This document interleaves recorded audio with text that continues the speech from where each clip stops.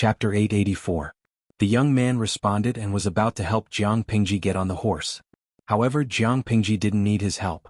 After getting on the horse easily, the young man returned to his own horse and continued to climb up the horse's back with a clumsy posture. Jiang Pingji was amused. "You're not good at riding?" The young man shook his head and said shyly, "It's too tiring to ride. My legs and waist hurt." Jiang Pingji said, "You have to learn it well. You can't neglect it just because you're afraid of pain and tiredness." The young man smiled. "You're right. I'll learn it well." Jiang Pingji followed him and saw the smile on the young man's face. She couldn't help but ask him, "Although you and I are brother and sister and live in the same house, we haven't seen each other for years. Our relationship is weak. But looking at you, you seem to like me very much?" Her question was quite straightforward and to the point. The youth in embroidered robes was dumbfounded. After all, even if they didn't have a good relationship, they had to pretend in front of outsiders. Why would they see through the facade? The young man thought about it and answered honestly. He said, "Although you haven't seen me before, I often hear about you from the servants. I've been longing for you for a long time. What's more, if you didn't mention me to father, he wouldn't have brought me from my hometown in Hejian to his side. Although you won't believe me, I'm really grateful. I want to thank you personally." Lucy rarely asked about the sons and daughters of the concubines in the backyard. Before that, the young man had only seen Lucy a few times. Now he was valued by his father, brought to his side and supervised every day. This was something he didn't even dare to dream of. Jiang Pingji smiled. She said, "Your father's son. Blood ties can't be severed.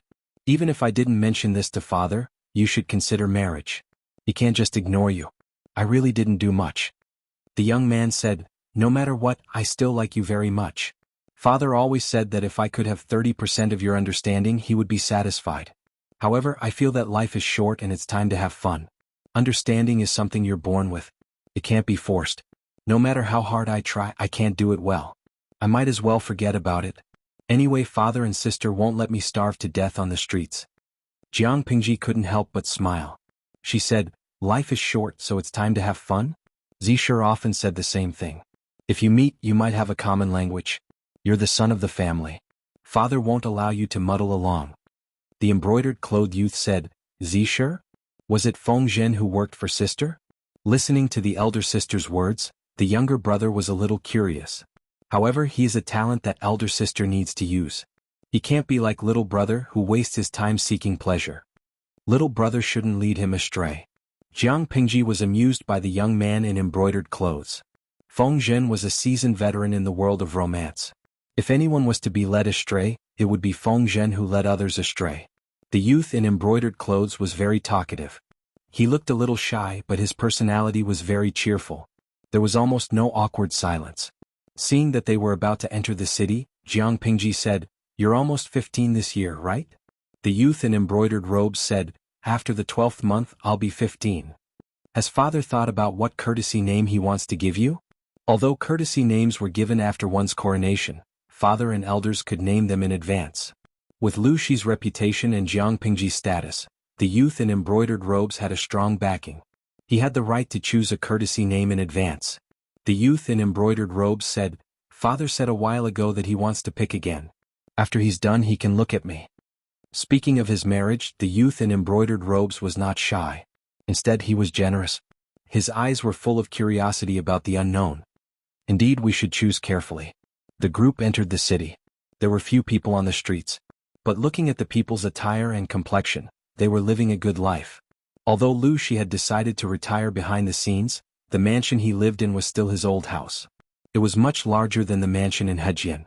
Lu Shi's housekeeper was looking around anxiously outside the mansion. He even stretched his neck. Seeing the target appear at the end of the long street, the old housekeeper's wrinkled face was filled with joy. Even his eyes lit up. This old servant greets the eldest lady. Jiang Pingji got off the horse and handed little White's reins to the groom. "Is father here?" The old housekeeper nodded vigorously. Yes, yes, yes. Master has been waiting for you all day." Jiang Pingji asked Fu Wang to set up camp outside the city. After the soldiers were settled, she entered the mansion with the old housekeeper leading the way. "This daughter greets father." Jiang Pingji greeted Lu Shi. Halfway through her greeting, Lu Shi helped her up. "Lanting has lost a lot of weight. You look taller than before." Jiang Pingji was only half a head shorter than Lu Shi and half a head taller than her brother. This height was not considered short among men, not to mention that she was a woman. She really stood out from the crowd. Whether it was Jiang Pingji or Lu Shi, neither of them liked to stir up emotions. The youth in embroidered robes said, "Father, I think she is tired from the long journey. Why don't you ask someone to prepare some hot soup and help her change?" Lu Shi said, "Zhao is right. I was too careless." Then he called for the servant girl. Jiang Pingji closed the streaming room and went to wash up with the servant girl. "This room doesn't look like it was cleaned recently." The servant girl said, "It has always been here. Master has prepared it for you since he came here." Jiang Pingji looked down. "Thank you, father." She took a good bath and the servant girl brought in luxurious clothes and turtle shell jewelry. After dressing up, she looked at the woman in the bronze mirror and curled her lips stiffly. It was the first time she dressed up like a woman since her transmigration. She put on makeup and put on the best clothes. She and the youth in embroidered robes looked like sister and brother. It was as if they came from the same womb. Jiang Pingji looked down and picked up a sandalwood brocade fan from the servant girl's plate. "Let's go." Jiang Pingji went to the main hall and found a few unfamiliar faces there. They were all dressed in formal attire. Lu Shi was talking to them. When he saw Jiang Pingji, he quickly got up. He said, "Lanting, come to your father's side." Jiang Pingji walked over, and the middle-aged men all looked at her with scrutinizing eyes. They all had the same question in their eyes. Was this the woman chosen by the magistrate of Liuzhou? Some people snorted disapprovingly, some were deep in thought, and some closed their eyes. They behaved like outsiders. Jiang Pingji did not need Lu Shi to introduce them. She knew that they must be related to the aristocratic families of Chongzhou. Chapter 885. Jiang Pingji sat down on the seat to the right of Lu Shi. She shifted her gaze and sized up the people with the same gaze. Noticing Jiang Pingji's disdainful scrutiny, they were rather unhappy. They were Lu Shi's distinguished guests and usually treated him as equals. As Lu Shi's daughter, Jiang Pingji was supposed to greet them as a junior. Not only did she not greet them, but she also arrogantly skipped over it. Now she was looking at them with such a rude gaze. For a moment, everyone was a little unhappy. Their opinions of Jiang Pingji grew. Lu Shi saw all of this. He knew his daughter's temperament. It would definitely be the charaba again later. He took the initiative to bridge the gap between Jiang Pingji and the aristocrats of Chongzhou, trying to ease the awkward atmosphere between them. At that moment, one of them spoke up. He asked, "Magistrate Lu said earlier that he had an important matter to discuss with us. What is it?" Jiang Pingji sat upright in her seat. Her right hand held the handle of her sandalwood brocade fan. She tapped the palm of her left hand from time to time. She was bored, so she turned on the live stream. The audience thought that Jiang Pingji's live stream for the day had ended. They went home and looked for their mothers. They didn't expect the live stream, which had been off for almost an hour, to suddenly turn on. Everyone quickly clicked on it. A few middle-aged men appeared on the screen. Looking at their sitting postures and the surrounding environment, they were probably having a meeting? The audience harbored this doubt and went to look for their streamer. They searched and searched. Where did the streamer go? The audience was stunned. A scary thought popped up in their heads. Could it be that the streamer in the live stream room had changed again in such a short time? Little Smart Express. Sigma, degree, asterisk. Xiaodo Sak, this elegant lady, who are you? Lihua Sueyu, I'm shocked. So our streamer is a cross-dresser? He's so beautiful. He looks like the husband of the baby. Shuaning Yi, to the previous commenter, eat baby's machete. That's obviously my husband. Iji roasted chicken. I'm shocked. This is definitely a lifetime series.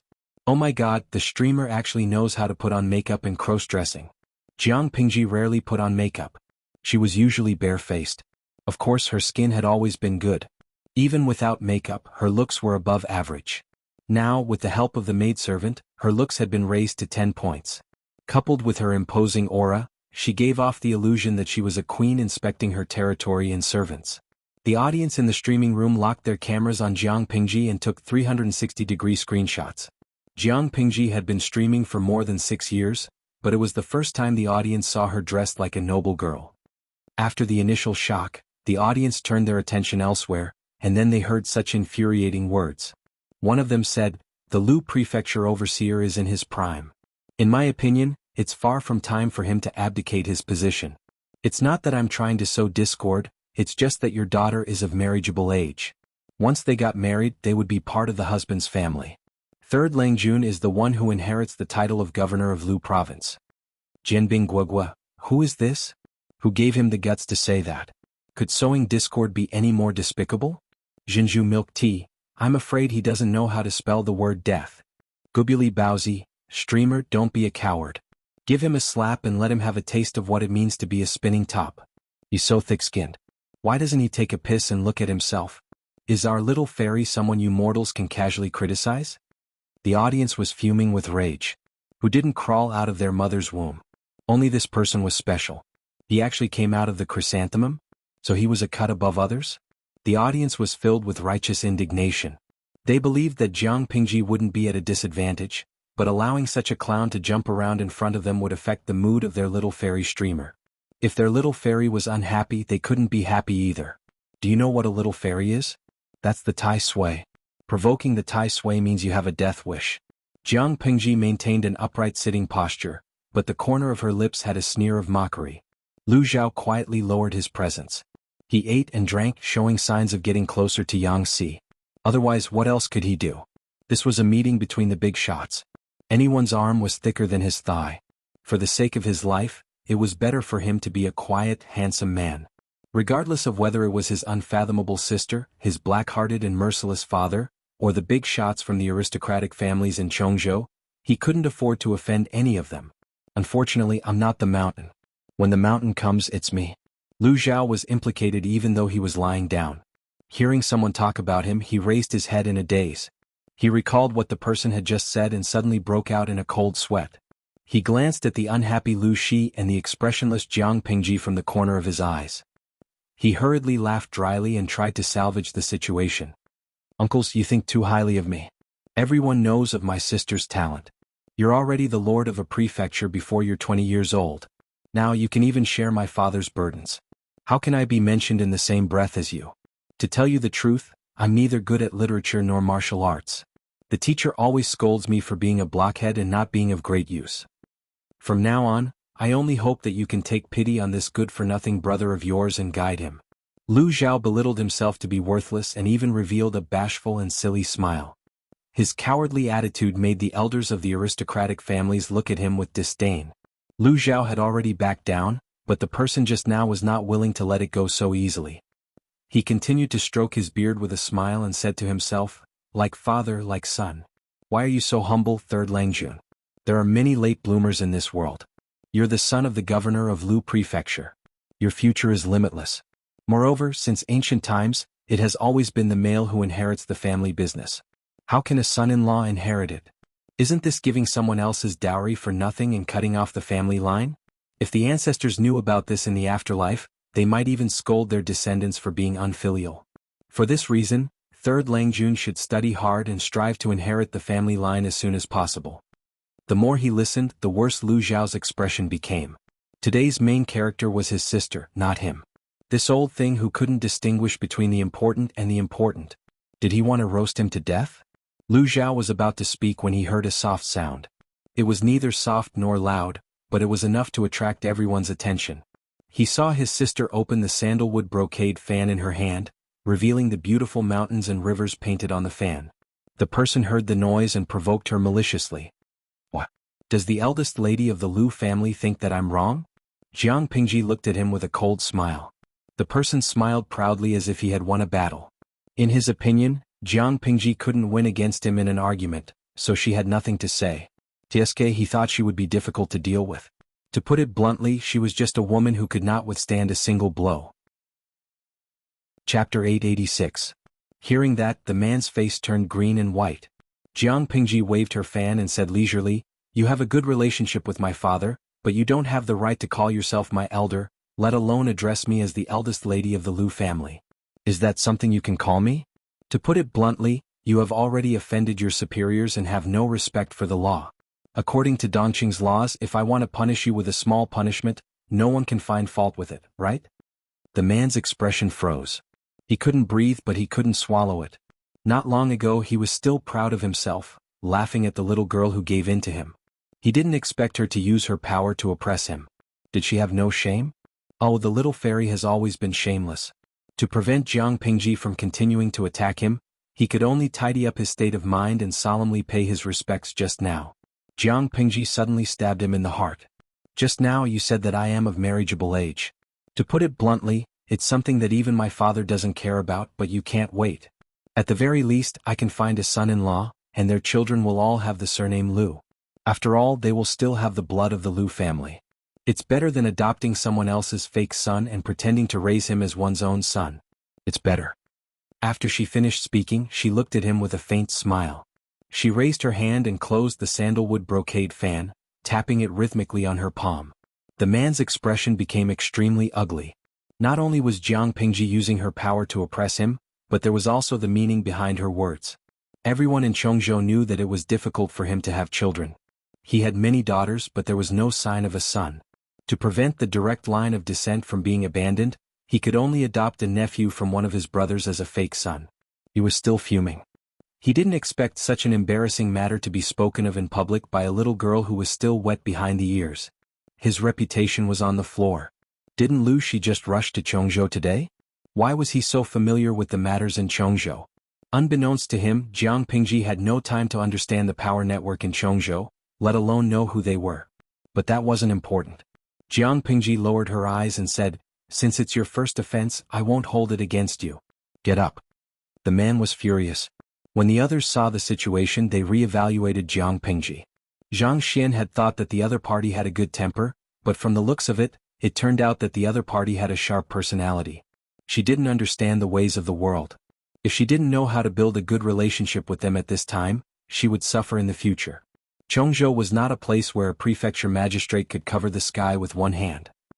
Back then, Jiang Pingji had suggested that Liu Shi fight for the position of Chongzhou's magistrate. There were two reasons.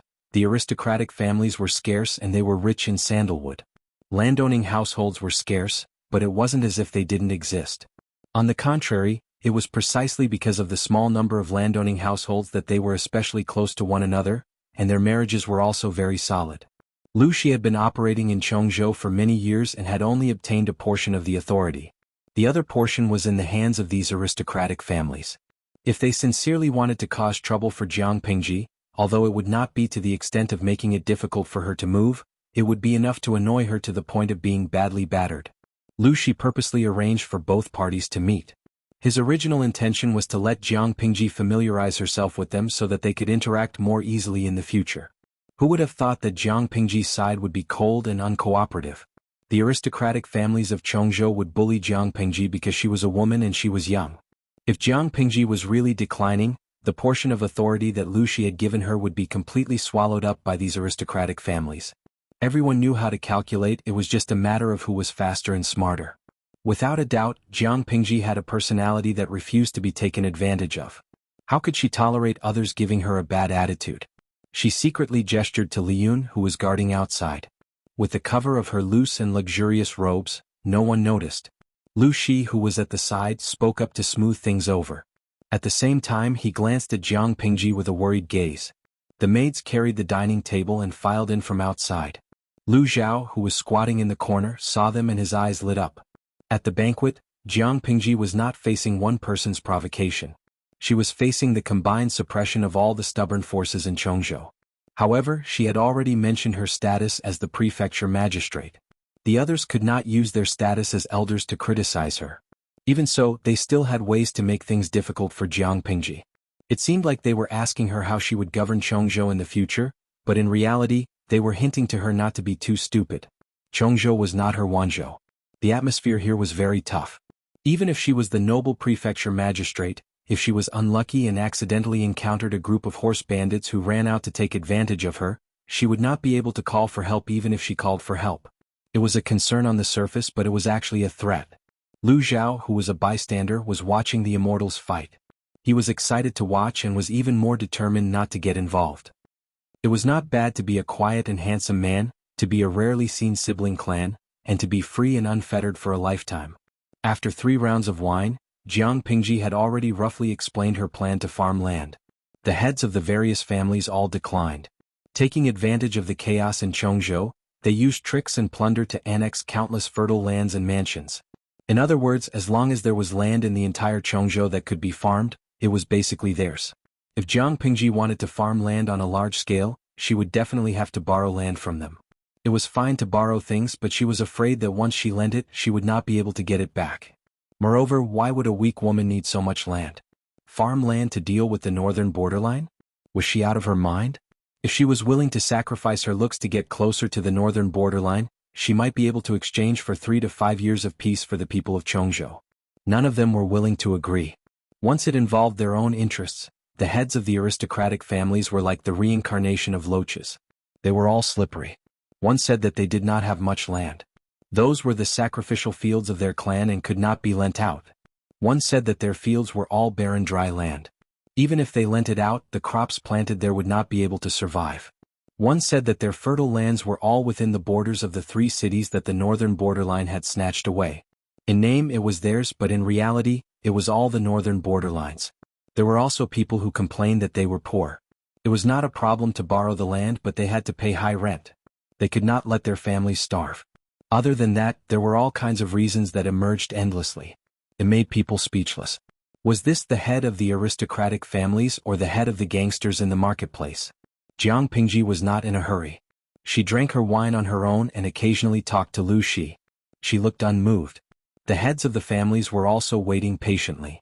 When Jiang Pingji lost her patience and panicked, they would be able to gain control. At that moment, Jiang Pingji suddenly said, "Father, do you have enough troops and horses?" Lu Shi smiled. "I think it should be enough." Jiang Pingji said, "I brought 12,000 elites from Wanzhou. Each of them can fight 1 against 5. It is indeed enough." The father and daughter talked in riddles.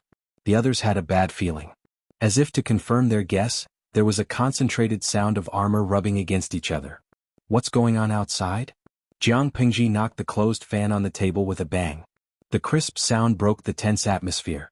However, what she said next made people feel like they had fallen into hell. "I have always been afraid of trouble." Chapter 887. Everyone was shocked by the turn of events. They did not know that Jiang Pingji was not only a little fairy, but she was also a devil that they could not afford to offend. She flashed her knife at the slightest disagreement. She was completely different from the flirtatious and cheap people they had met before. After all, they were the leaders of the aristocratic families. They only panicked for a while before they calmed down and directed their words at Lu Shi. "Magistrate Lu, what do you mean by this? You sent out invitations and invited us here for a discussion. I didn't expect it to be a planned trap? Could it be that you and your daughter want to resort to violence? Chongzhou is not a place where you and your daughter can do whatever you want. Magistrate Lu, you and I have been officials of the same court for many years. We have a good relationship. Do you really allow your evil daughter to commit murder and threaten us?" Everyone was talking at once. Although they looked calm, they were still uneasy.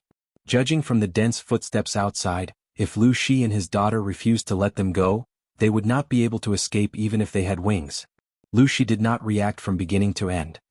He only had a faint smile on his face as if he was watching a farce of monkeys.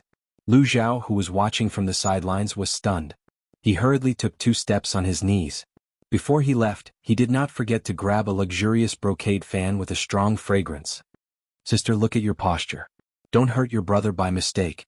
Lu Zhao stumbled to Jiang Pingji's side and looked pitiful. He was born shy, but now he deliberately acted obedient. He pulled Jiang Pingji's sleeve with one hand. He looked weak and helpless, but he could not be hated.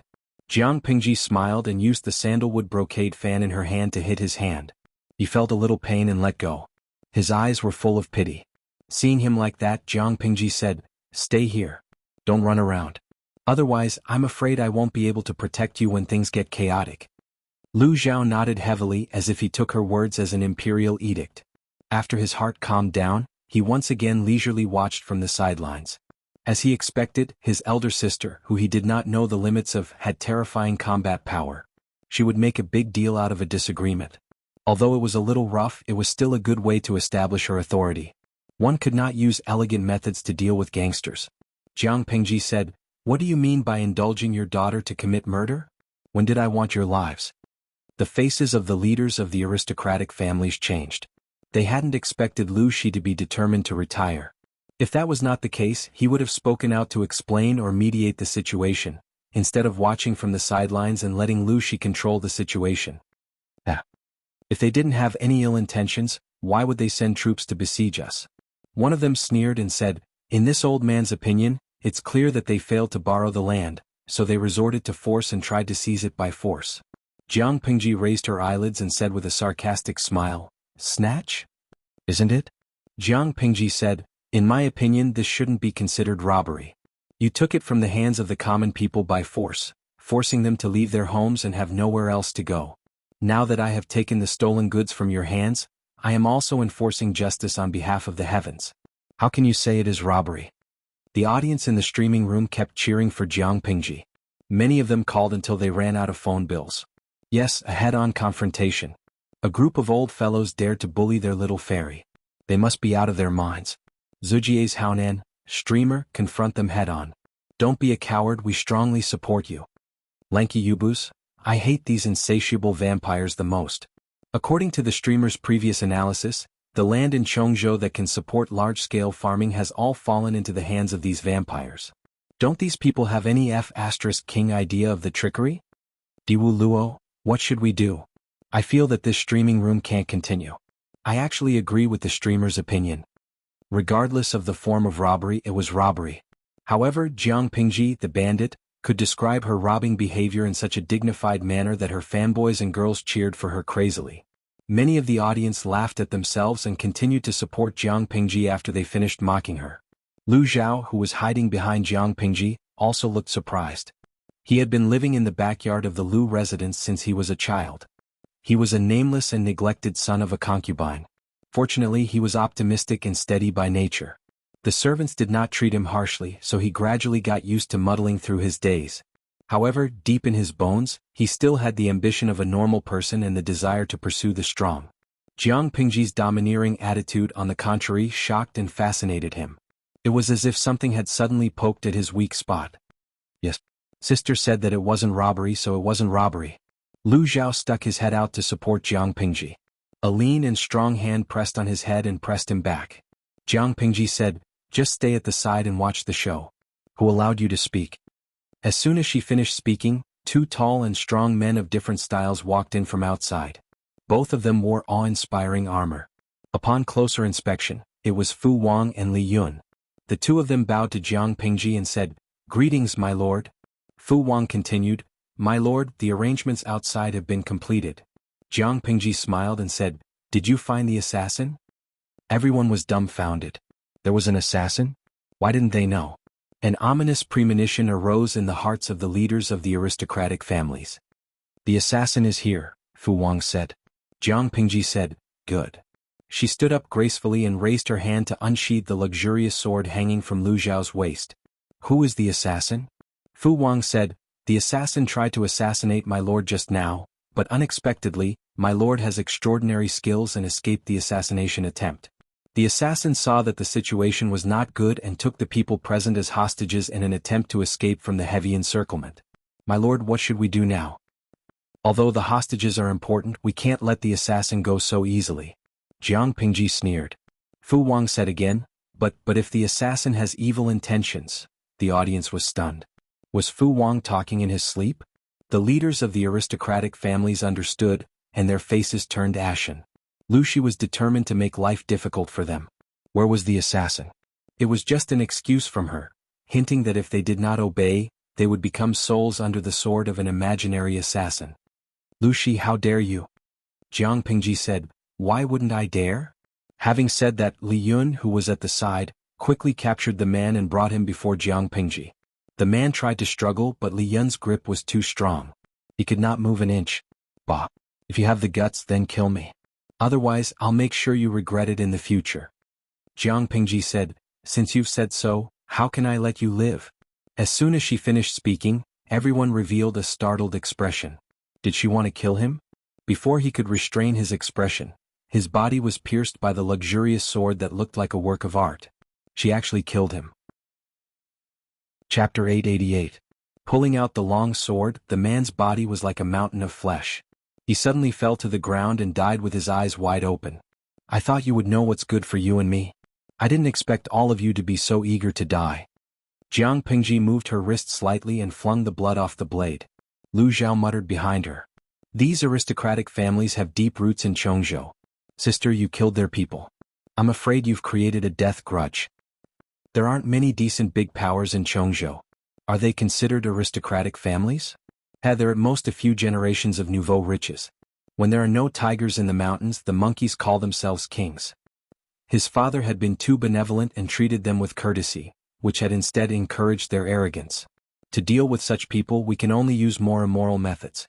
Jiang Pingji smiled contemptuously and said, without them I can still support others who are obedient.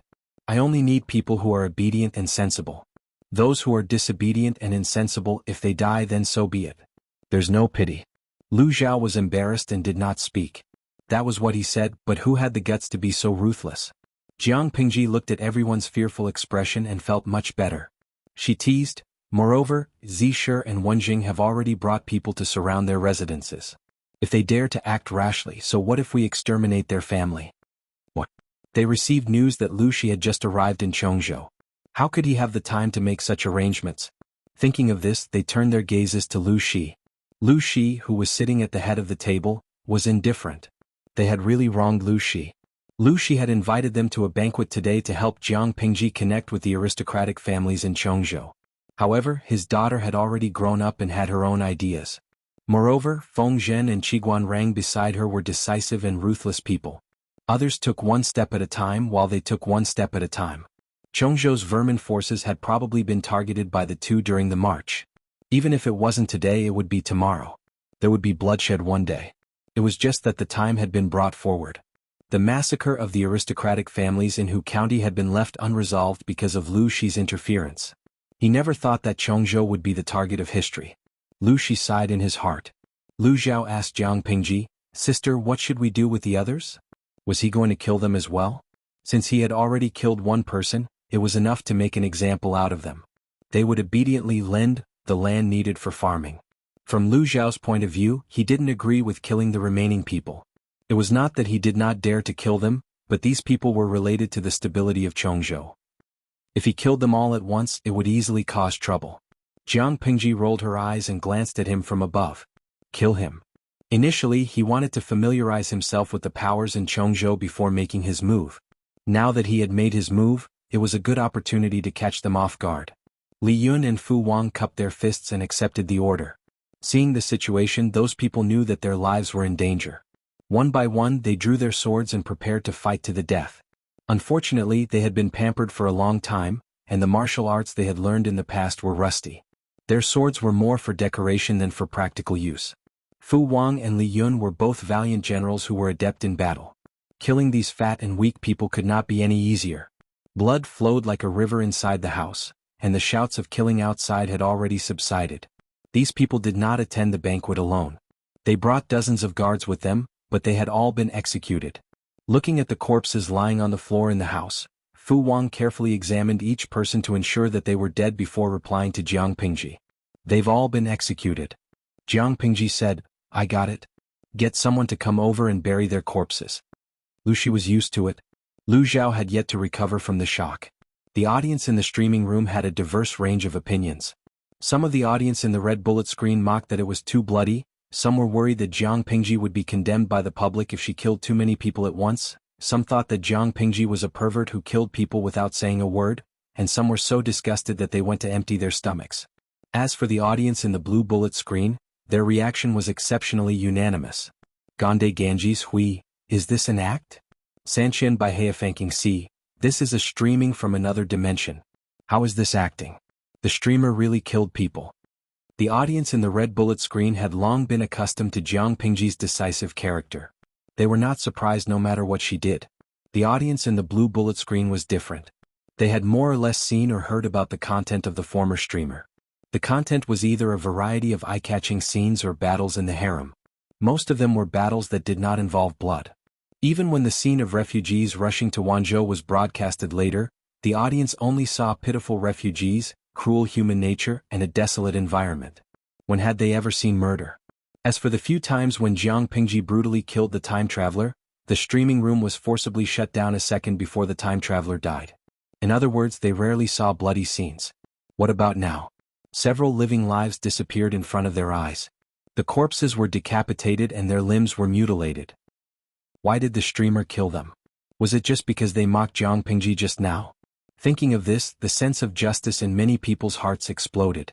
They all sent bullet screen comments to condemn and even humiliate her. Gande Ganges Hui, B****. I'm calling you a B****. You're even more disgusting than the streamer who sold her body. 82 Leifei, I agree. Although the previous streamer was not serious, she only sold herself and did not harm anyone. The streamer is great. She kills people without saying a word. Does she really think she's Long Out Yin? But F***ck her. She's a B***th with improper values. This kind of bullet screen was still considered civilized. The other bullet screens were not clean from beginning to end. Among the group of red bullet screens, the blue bullet screen was particularly conspicuous. Now they directly provoked the audience in the red bullet screen. A few tycoons made a move and directly offered a reward to these people and kicked them out of the streaming room. They started to criticize without understanding the whole story. Why didn't the Virgin Mary ascend to heaven? The audience comforted Jiang Pingji, but she did not care at all. Lu Zhao, who was at the side, said anxiously, "Sister, my sword." It was a sword that he had spent all of his private money to make. From the hilt to the scabbard, it was inlaid with gold and silver and jewels. Jiang Pingji said, "Lend it to me again." Lu Zhao obediently responded with an, "Oh." In the next moment he saw Jiang Pingji turn the long sword over and cut his shoulder, arm and thigh. Blood splattered on his face. "Sister." Jiang Pingji threw the long sword back to Lu Zhao as if there was no one else around. It was as if the person bleeding from the 3 cuts was not her. Lu Zhao's fingers trembled as he held the hilt of the sword. Previously he felt that the sword was extremely luxurious and liked it no matter how he looked at it. Now however he felt that it was a hot knife in his hand. Lu Shi, who was sitting at the head of the table, said, "Why did you hurt yourself?" Jiang Pingji looked down. "After killing someone, I have to give an explanation to the outside world.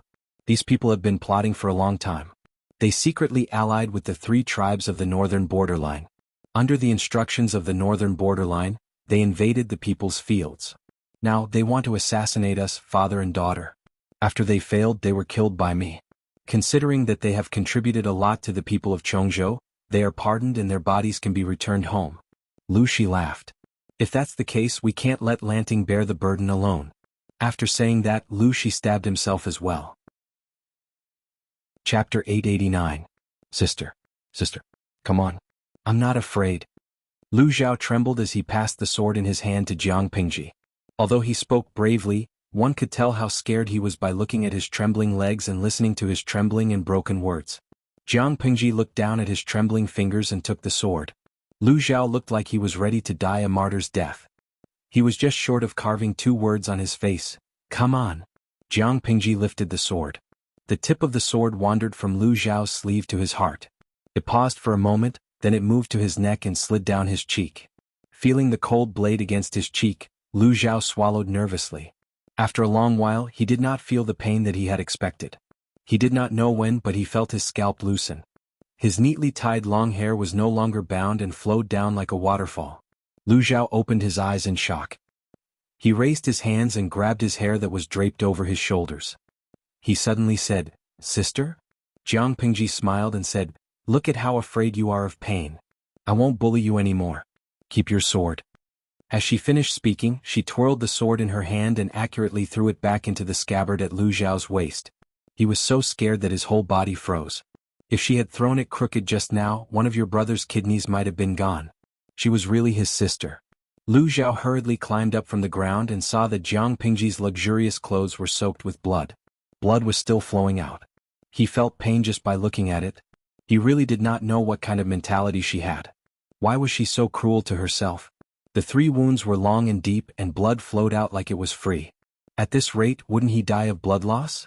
"Sister, let's find a doctor to stop the bleeding first," Lu Zhao casually asked with concern. Jiang Pingji raised her hand and tore off a few pieces of his sleeve. She used one hand to bandage the wound neatly. "There's no need. You go see father first. I still have to deal with matters outside." Lu Zhao looked at his sleeve. He wanted to cry but had no tears. For a noble son who loved extravagance, clothes were the most precious thing to him. Lu Zhao's luxurious clothes were newly made a few days ago. He liked them very much when they were fresh out of the oven. It wasn't easy for him to wear it, and he hadn't even had enough of it when his clothes were ruined by his elder sister. How could he not be distressed? However, now was not the time to feel sorry for his clothes. Upon hearing Jiang Pingji's words, he quickly tore 2 strips of cloth from his sleeves and walked to Lu Shi's side to help him wrap up his wounds. Compared to Jiang Pingji's cleanliness, Lu Zhao was clumsy. Not only did he not stop the bleeding, but he also worsened Lu Shi's wound. Knowing that he had messed up, Lu Zhao anxiously knelt beside Lu Shi and watched him tend to his wounds. Follow your elder sister and learn well. If you have 30% of her ability, I won't have to worry about your future. Because he had lost a lot of blood, Lu Shi's cheeks looked very pale, and his forehead was covered with fine sweat. Lu Zhao listened obediently, not daring to disobey Lu Shi. I have learned from you. I will definitely learn from you humbly. Although the two were father and son, Lu Zhao had only seen each other a few times over the years. They were either separated by courtyard walls, fake mountains or windows, or separated by a sea of people. He could only catch a glimpse from afar each time. They had too little contact, so their relationship was naturally distant. Because Lu Shi was unreachable, Lu Zhao had a natural fear of him. He could still act pitiful in front of Jiang Pingji, but if he dared to act pitiful in front of Lu Shi, he would be skinned alive. Jiang Pingji walked out of the hall and came face to face with Qiguanrang and Feng Zhen. However, the joy on their faces did not last long. When they saw that half of Jiang Pingji's clothes were soaked in blood, their expressions changed. If Jiang Pingji had appeared in front of them in such an appearance, they would not have suspected that the blood was hers. But now they were sure that the owner of the blood was their lord. Lord, why did you hurt yourself like this? Feng Zhen strode forward, the relaxed expression on his face replaced by seriousness. He could not help but think of Wei Ci, who was far away in Shangjing. If that person saw it, he might have some reaction. Jiang Pingji said nonchalantly, it's just a few cuts. I didn't lose an arm or a leg. Why are you so worried? Feng Zhen choked, feeling that all his concern had been fed to a dog. How did he meet a lord who loved to court death? Feng Zhen said, a gentleman does not stand under a collapsing wall. My lord, you should not put yourself in danger. Qiguanrang sensed something else, and his gaze revealed some worry. Jiang Pingji walked out of the manor and said, it's just 3 cuts. It's better than losing your life in the future. Qiguanrang turned his head to look at the hall. People kept coming out with stretchers, thick drops of blood dripping from them. Lord, you, Qiguanrang inhaled a breath of cold air. His lord had killed all the leaders of the aristocratic families in Chongzhou. According to their initial plan, it should have been mainly to intimidate them. They did not expect their lord to be so ruthless. Jiang Pingji said, so be it. They are useless stumbling blocks. It's too easy for them to just kick them away. They should be ruthlessly crushed. Kicking the stumbling block to the side was too light a punishment for the stumbling block. Perhaps one day these stumbling blocks would appear on her path again. In Jiang Pingji's opinion, rather than wasting time moving them away, it was better to crush them into powder from the start. At this moment, Jiang Pingji's hidden murderous nature was completely revealed. Unlike the intense murderous intent on the battlefield, she was now a decisive leader. She did not need to personally participate in the battle. Every step she took made people feel the strong and determined will in her heart. Those who stood in her way would be killed without mercy. Qiguanrang and Feng Zhen, who were following behind Jiang Pingji, looked at each other. They both saw something in each other's eyes. They could only blame their lord for being too confusing. Not only could she get along well with her subordinates, but she could even celebrate with the people. She did not put on any airs at all. At this moment, Li Yun had already cleaned up the troops brought by the aristocratic families. He came over to report to Jiang Pingji. Li Yun happened to hear their conversation. Worry surfaced in his heart. He said, the people my lord killed were the heads of the various aristocratic families in Chongzhou. If there is no reasonable explanation, I'm afraid they will not let it go. If they go around slandering my lord and killing indiscriminately. Feng Zhen, who was at the side, listened and smiled without saying a word. Why did Jiang Pingji harm herself? Wasn't it to have a legitimate reason to kill those people? Since they dared to urge their lord to go head-to-head with the aristocratic families in Chongzhou and catch them off guard, they naturally had a comprehensive plan. Qiguanrang was more familiar with the affairs of Chongzhou. He laughed contemptuously and said, you don't have to worry about this. We have already surrounded all the mansions. What we need to do now is to strike first and make them speechless. As long as we can prove that they are colluding with the nobles of the northern borderline, not to mention killing 1 or 2 people, even if we kill their entire clan, the scholars in the world will not dare to criticize my lord. Chapter 890. A few years ago, the various aristocratic families in Chongzhou took advantage of the pressure of the northern borderline army to spread rumors and slander. They used trickery and robbery to snatch away the land and houses that the people relied on to make a living from their hands, forcing them from good citizens to become refugees. How many lives were lost? This kind of method was not a big deal for landowning households. After all, land was wealth and no one would complain about having more money. But no matter what, this was a despicable bandits' method. Aristocratic families were very prideful. Even if they had done something like bandits, they would never admit it. In other words, the method of land acquisition was an unspoken rule that could only be understood and not explained. Because of this, Jiang Pingji could make a countercharge and make the aristocratic families of Chongzhou speechless. She said that the aristocratic families of Chongzhou and the royal court of the northern borderline were flirting with each other, and even under the instructions of the 3 tribes of the northern borderline, they wantonly seized the land of the people of Chongzhou in preparation for the army of the northern borderline to enter Chongzhou. Logically speaking, there was nothing wrong with these words. She only needed to use this reason to fabricate a few forged letters to the enemy. In addition to the wounds on Lu Shi and Jiang Pingji, it would be enough to make the aristocratic families in Chongzhou suffer in silence. After all, more than 90% of Chongzhou's farmland had indeed been divided up by them. It was irrefutable evidence and he couldn't deny it even if he wanted to. Of course, this was only a battle at the level of public opinion. The decisive factor was still the army. If these aristocratic families dared to truly rebel against her, she would dare to massacre them all. She wanted to see whether the lives of 1 or 2 people in their fields were more important, or the lives of their entire clan. Jiang Pingji walked out of the mansion. She looked up at the dark sky, and the corners of her mouth curled into a silent mocking smile. At this moment, Chongzhou had truly changed. Within the borders of Chongzhou, the wind was howling and the cranes were panicking. Shangjing, which was half a month's journey away, was calm and peaceful. Zixiao, why are you still awake at this hour? Zhang Ping came out wearing a thick coat. He could vaguely see a tall figure standing in the garden. At first he was shocked. With the help of the faint moonlight, he took a closer look. Only then did he realize that it was not Ghost Shadow but Wei Ci. Wei Ci heard someone calling his name. He turned around to take a look and said in a hoarse voice, "Shiheng." Judging from his voice, Wei Ci must have gotten up halfway and ran to the courtyard to look at the astrology. "It took you 2 years to get better. Why don't you cherish it?" Zhang Ping felt like an old maid nagging, "Aren't you afraid of catching a cold wearing such thin clothes? Look at your pale face, you can scare people to death in the middle of the night." If Wei Ci were to fall ill, the heavy responsibility would fall on his and Xiao Guang's shoulders. It would be exhausting. Wei Ci thanked Zhang Ping for his kindness.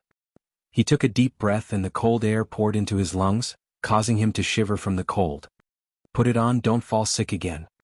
Zhang Ping took the initiative to give up his cloak. "I've seen you standing in the yard for a while. What are you looking at?" The light of the Emperor's star in the north is getting more and more dazzling, and there's a faint blood-red glow. Wei Ci was halfway through his sentence and refused to continue, causing Zhang Ping to roll his eyes. He hated people who didn't finish their sentences. "Is this an auspicious or ominous sign?" Zhang Ping asked. He did not understand astrology, but as Master Yuan Jing's disciple, Wei Ci had more or less learned the true teachings and had some skills. "Auspicious, there's a small ominous in the auspicious, but it doesn't matter." Wei Ci smiled and coughed twice. Under the moonlight, his eyes were like thick ink with a different kind of purity. Zhang Ping said, "In that case, my lord's situation in Chongzhou is not bad?" Wei Ci said, "Just from the astrology it should be good, but I'm still a little worried." Zhang Ping laughed and teased, "What are you worried about? My lord is protected by both civil and military people. Whether it's Wenjing, Zishir, Fu Jingtu or Han Mei, they are all outstanding people. Not many people can go around them and hurt my lord, right? Zixiao, you're being too worried." Rather than worrying about this, it was better to go back to the house and rest early. There was still a lot of work tomorrow. "No, you don't understand." Wei Ci suddenly remembered Monk Liaochen's words. Many years had passed. Wei Ci would record the astrology whenever he was free. Just as Monk Liaochen had said, the change in the Emperor's aura was indeed strange. According to my lord's actions all these years, the increase in the Emperor's aura should be showing an upward trend. However, when Wei Ci sorted out the data he had recorded, he was surprised to find that the growth trend had become a strange slanted upward wave pattern. In other words, the Emperor's aura had indeed been stolen by someone, and the frequency of the theft was rather stable. Until now, the demon who stole the emperor's aura had not been caught. He was really worried. How could mortals fight against unnatural creatures? Even someone as tyrannical as his lord could not do it. Thinking of this, Wuxia felt that he should find some time to visit some capable people and see if they had any news. The night wind was chilly. He stayed in the courtyard for a while before turning back to the house and falling asleep under the influence of drowsiness. After sleeping for about 2 hours, he suddenly got up from the bed. His expression was somewhat terrified, but the tips of his ears were slowly becoming bloodshot. Why did he suddenly dream of the Lord? Recalling the scene in his dream, Wuxia was worried and angry.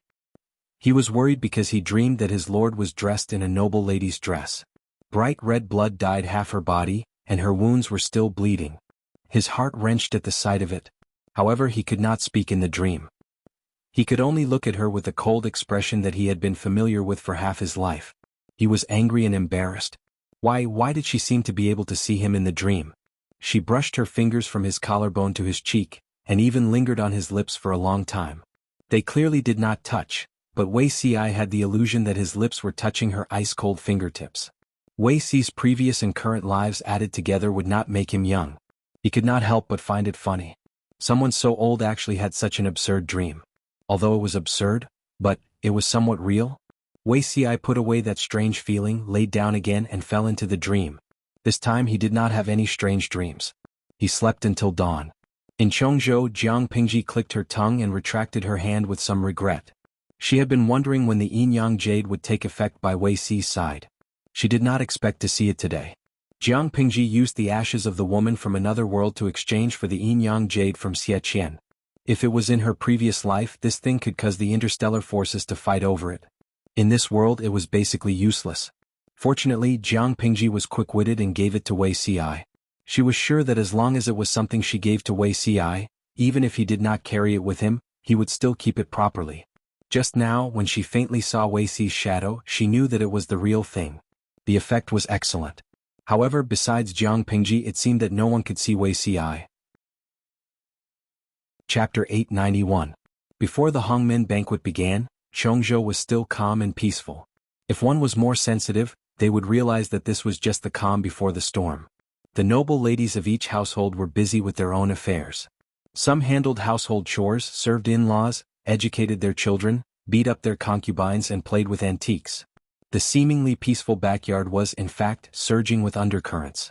Everyone was scheming for their own benefit. Banquets were an important channel for the gentry to connect.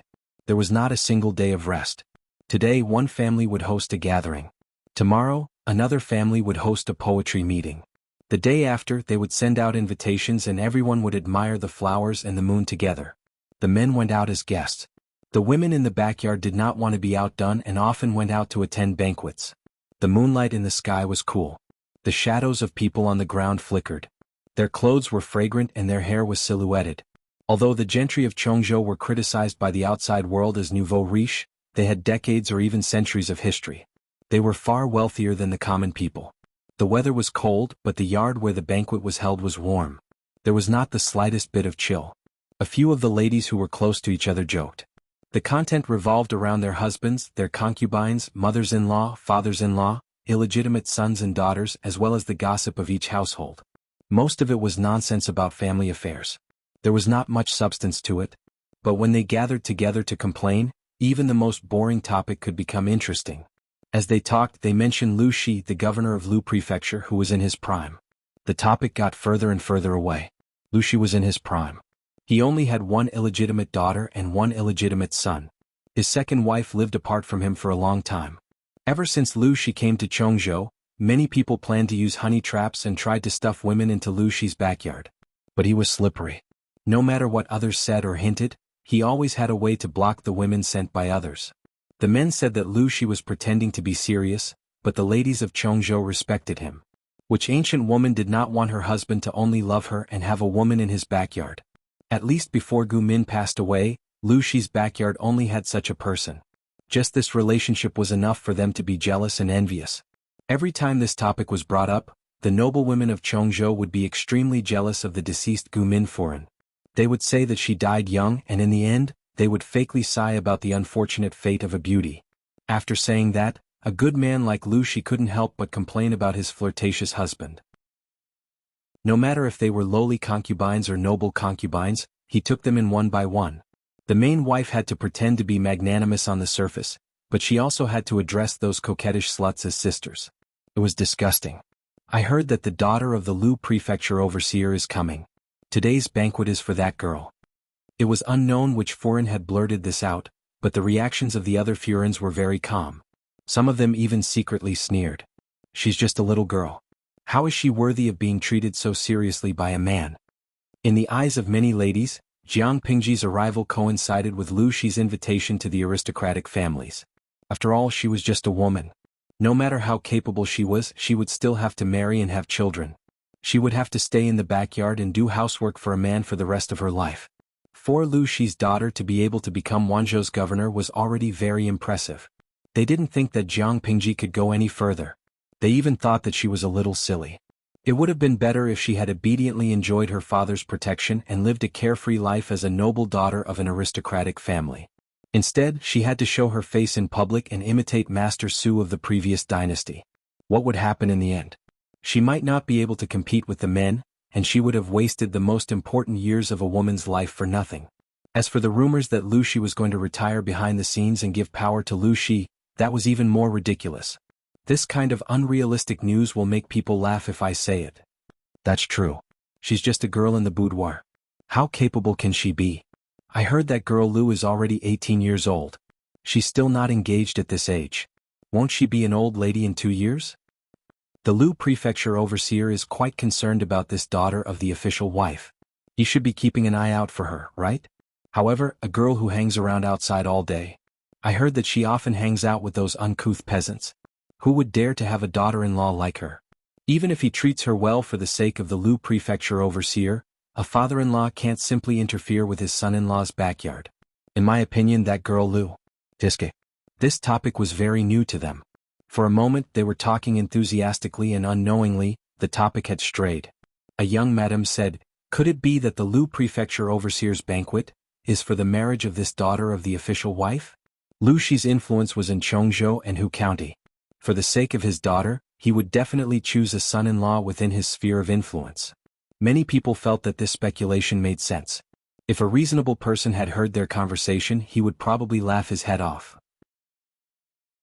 If the matrons of Chongzhou's aristocratic families were all like this, it was estimated that it would not be passed down for more than a few generations. Chongzhou was close to the northern borderline, and the war between the two countries continued. Because of environmental factors, the powers here changed very quickly. The so-called aristocratic families were, to put it bluntly, nouveau riche families that lacked heritage. Taking some of the madams present as an example, their maiden families were butchers. They were illiterate and naturally their knowledge was shallow. Of course, other than their lack of knowledge, the more important reason was that they did not care about the outside world. If they had the time to care about those things, they might as well spend it on cosmetics, jewelry, and silk. The noble women chatted and laughed, and the atmosphere of the banquet heated up. It was at this moment that 2 lavishly dressed maids rushed in. Their appearance caused everyone to look askance. It was as if they were asking with their eyes, "Which family are they from? Why are they so rude?" One of the noble women recognized her personal maids, and her face, which was covered in makeup, instantly grew long. She was hosting the banquet today and it was going well. She did not expect that her own maids would run into trouble. Before she could reprimand them, the 2 maids told her a piece of news that made her black out. "Madam, bad news. The master has gone." The noblewoman's heart tightened and she scolded them sternly, "Take them away and slap their mouths. Is the master someone you 2 little bitches can make fun of?" The older maid said, "It's true, madam. There are many soldiers outside and they even brought back the master's corpse." What?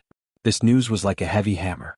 Her eyes darkened and her body, which had just stood up, almost fell to the ground. When everyone heard this news, they all lost the mood to fool around. They prepared to observe the situation and then find a chance to leave. However, they did not expect that the same bad news was waiting for them. The originally bustling backyard suddenly became deserted. Chapter 892. He was fine not long ago. How did he get into trouble now? Who did this to him? The noblewoman's eyes were red from crying. Her tears washed away the heavy makeup on her face, leaving 2 streaks. The noblewoman was not the only one crying. Her children kneeling beside her were crying too. Not far away there were 5 or 6 children born of concubines who were crying even more heartbroken. Old Master Lu and Old Madam, who rushed over after hearing the news, almost fainted from crying. Who did this to my son? Mother's son? The hall was a mess. The noblewomen who came to attend the banquet all looked embarrassed. Obviously this was not a good time to say goodbye. A few noblewomen who had conflicts with that madam saw the situation and could not help but secretly cover their mouths with handkerchiefs to hide their smiles. They had only been gloating for a few seconds when their servants brought terrible news. Their husbands had died, and their residences were surrounded by heavy troops. How could this be? The people who were gloating could not laugh anymore. Their expressions were frozen in a twisted angle, looking especially strange. They reacted the same way as the noblewoman before them. They suspected that the servants had spread the news wrongly. When the truth was placed in front of them, they cried even more heartbreakingly than the noblewoman before them. How could they care about their manners? For a moment they had the same thought in their minds. Who killed their husbands? Who else could it be? After asking around, they knew how their husbands had died.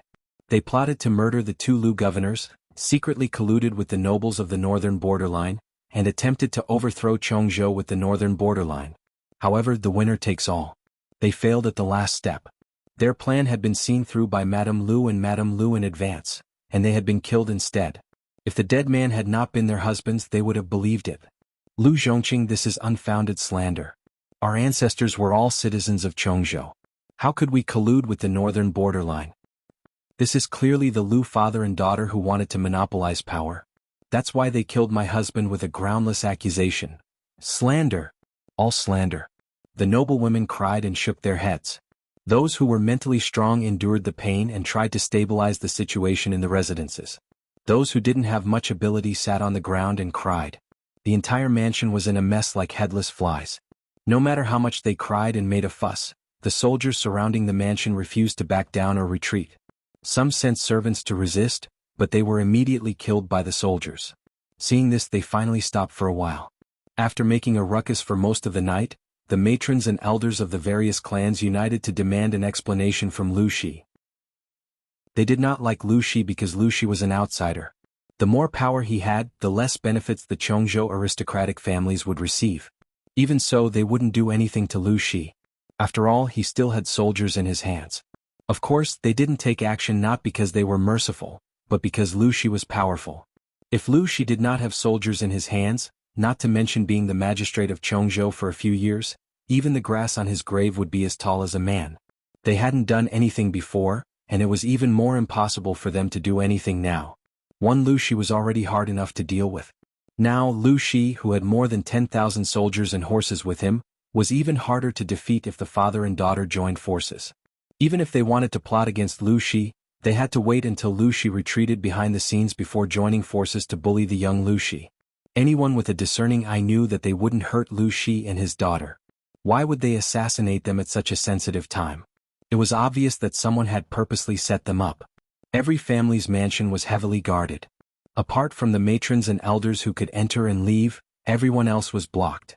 This was a clear house arrest. Seeing this, everyone was so angry that their faces turned red. They looked at Lu Shi with murderous intent. Magistrate Lu, I hope you can give us an explanation for the massacre of the gentry last night. Even if you are the magistrate, you can't kill the innocent. A prestigious elder spoke. He was older than Lu Shi, so he didn't hold back when he questioned him. Lu Shi raised his hand weakly. Jiang Pingji, who was beside him, sneered and said, "Do you need me to give you a reason? Plotting to kill a magistrate is a crime that warrants the execution of 9 generations. I've been merciful by not coming to settle the score with you personally. I didn't expect you to come here and complain first. You're indeed the local tyrant of Chongzhou. You're unscrupulous. You've really opened my eyes." The elder glanced at Jiang Pingji, who was dressed in women's clothing, and said with contempt, "What right do you have to speak here?" Jiang Pingji said, "I am the magistrate of Wanzhou. Do you think I have the right? The aristocratic families of Chongzhou really had a good plan. You actually wanted to capture me and my daughter to claim credit from the royal court of the northern borderline. If I didn't have capable people protecting me by my side, I would have been beheaded by now." The elder saw that Jiang Pingji was insisting that the aristocratic families of Chongzhou were up to no good. He was so angry that his blood pressure almost skyrocketed. This is all slander. Jiang Pingji sneered. Slander? How is it slander? You mean to say that I and my father purposely stabbed ourselves with a knife to slander you? Since you refuse to admit it, I'll show you the evidence. Someone said, how can injuries be faked? Who knows if this is a conspiracy between you and your daughter? Jiang Pingji said, what's the use of quibbling? Show me the evidence. Let's see if you admit it or not. Having said that, Jiang Pingji waved her hand outside. A doctor carrying a medical box came forward. The man's hair and beard were all white. He was no stranger to everyone. The doctor's medical skills were superb. He was a doctor employed by the aristocratic families of Chongzhou. He had a close relationship with each family. Jiang Pingji's and Lu Shi's injuries were also treated by him. He knew the condition of their injuries the best. The doctor trembled as he told the truth. Lu Shi's injuries were relatively light, but Jiang Pingji's injuries were very serious. The 3 wounds were all close to vital parts. Who would risk their own lives for the sake of framing someone? At that moment, Li Yun brought people over. The people behind him carried dozens of big boxes. He nodded at Jiang Pingji. Jiang Pingji received the hint and sneered in her heart. These things were all found in your residence. As soon as she said the first sentence, the faces of the dozens of people below changed. They had just stepped out of the door when the soldiers outside barged in. They looked as if they were confiscating property. Jiang Pingji continued, take a look. Do these things belong to you? The boxes were opened one by one.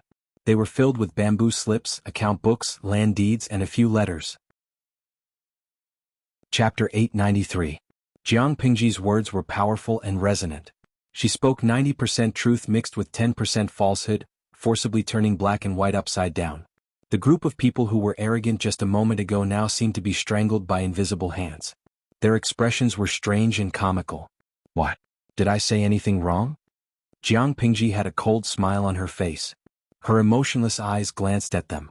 They didn't know if it was because they had a guilty conscience, but they always felt that Jiang Pingji's gaze was dense and sharp. They didn't dare to look her in the eye. Whoever she glanced at, that person would look away uncomfortably. Jiang Pingji sneered. Stacks of land deeds, books of accounts, and secret letters of treason. All of them were found in your residences. Why don't you tell me who they belong to? Why did they grow legs and come to your residences? Everyone's faces were ashen. They looked at the dozen or so huge boxes that could kill people. Not long after, their backs were covered in fine sweat. A noble lady said, Your Excellency, please understand. These land deeds were bought from the people. Before she finished speaking, Jiang Pingji flung the sandalwood brocade fan in her hand at her face. She actually humiliated her in public without any mercy. Bought from the people? This is the funniest joke I've heard this year. Jiang Pingji said it in a strange tone. After the noble lady heard it, she was angry, embarrassed, and resentful. She was humiliated by Jiang Pingji in public. Everyone's attention and gaze fell on her, giving her the illusion that there was a thorn in her back.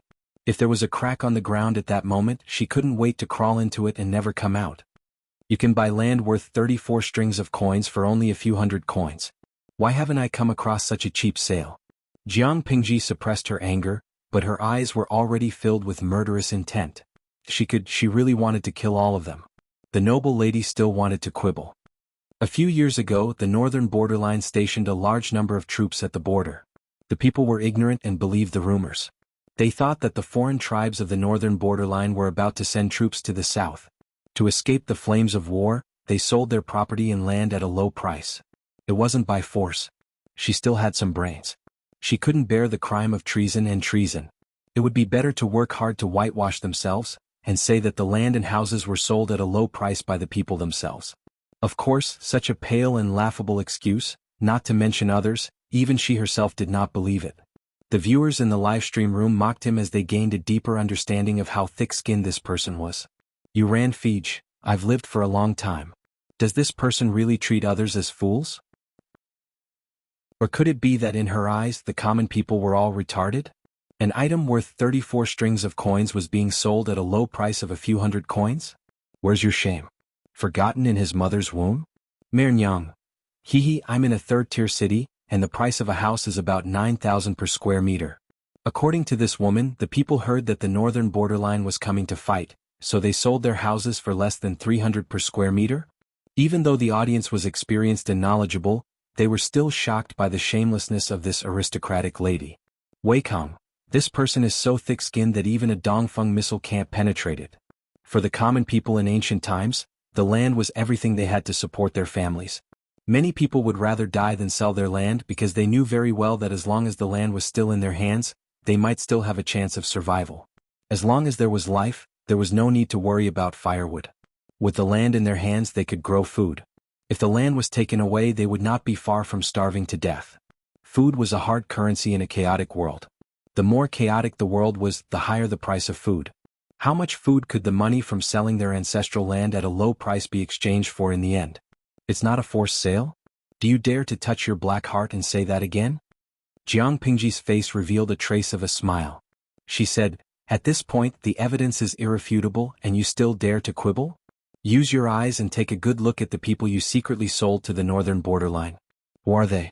In this world, where in the world would a seller sell their ancestral land and be beaten to a lowly status by the buyer, and then smuggled and sold to the northern borderline? Is it not enough that they sold their ancestral land, but they also sold themselves and willingly became slaves? This ridiculous nonsense should be passed on to the people of the world and let them judge." Jiang Pingji opened her mouth. Everyone's expression changed again and again. Their gazes changed from the original fear to deep fear. Although Jiang Pingji had just arrived in Chongzhou not long ago, she knew a lot of inside information about Chongzhou from Gu Xan. Gu Xan traveled north and south to do business, so he was the most well-informed. He had even come into contact with the human trafficking business run by the aristocrats of Chongzhou. Jiang Pingji had concrete evidence in her hands. They could not quibble. The noblewoman was so scared that her face turned pale. She said in a voice as soft as a mosquito, "I wonder where you heard about this."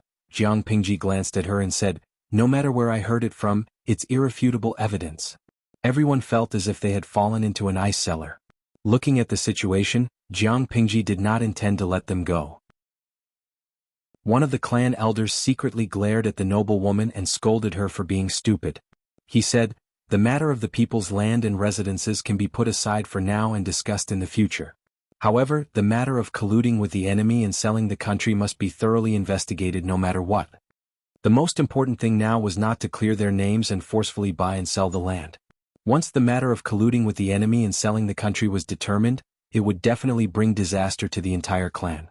A light punishment would be confiscation of the family property, a heavy punishment would be the extermination of the entire clan.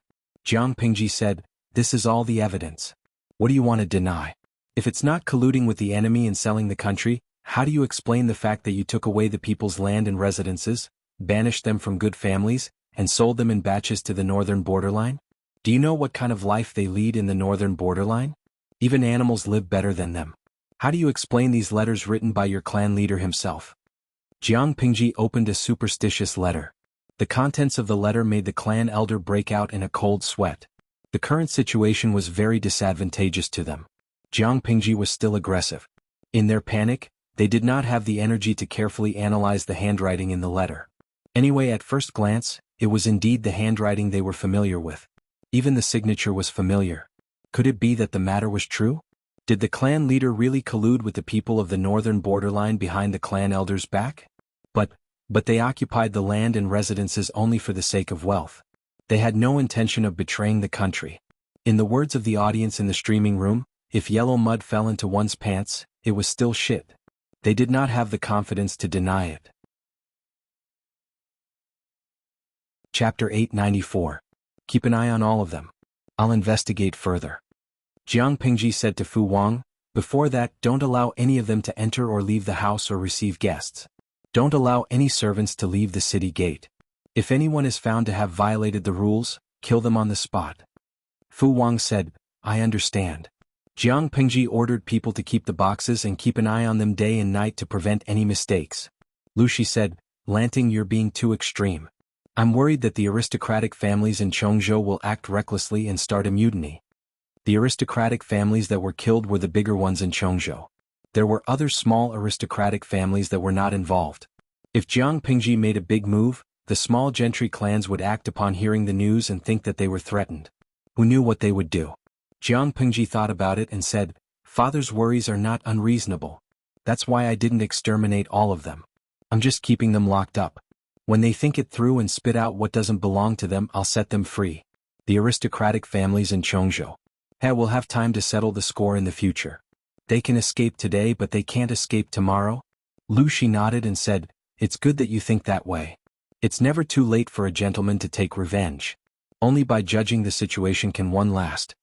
If Jiang Pingji's style of doing things was as fast as lightning, Lu Shi's style was silent. It was hard to say which was better. The former was fast and had many hidden dangers. The latter was slow but it could reduce many twists and turns. Jiang Pingji seemed to have thought of something and reminded Lu Shi. Father, third brother seems to like extravagant things? Lu Shi's face darkened. He said shamefully, maybe he didn't take good care of himself when he was young. He became like this. It was as if he had never seen a big scene before. He was startled by everything and wished he could hang all the good stuff on him. Lu Xiao's sword was inlaid with gold and silver and decorated with gems. He looked like a nouveau riche. Lu Shi tried to correct him a few times, but Lu Xiao refused to change. Jiang Pingji laughed and said, third brother is still young. There's plenty of time to train him. I mentioned him because I wanted to tell father to stay in the mansion for the next few days and not run around so as to avoid being targeted by those villains who are desperate to take risks. Her actions had offended all the aristocratic families in Chongzhou.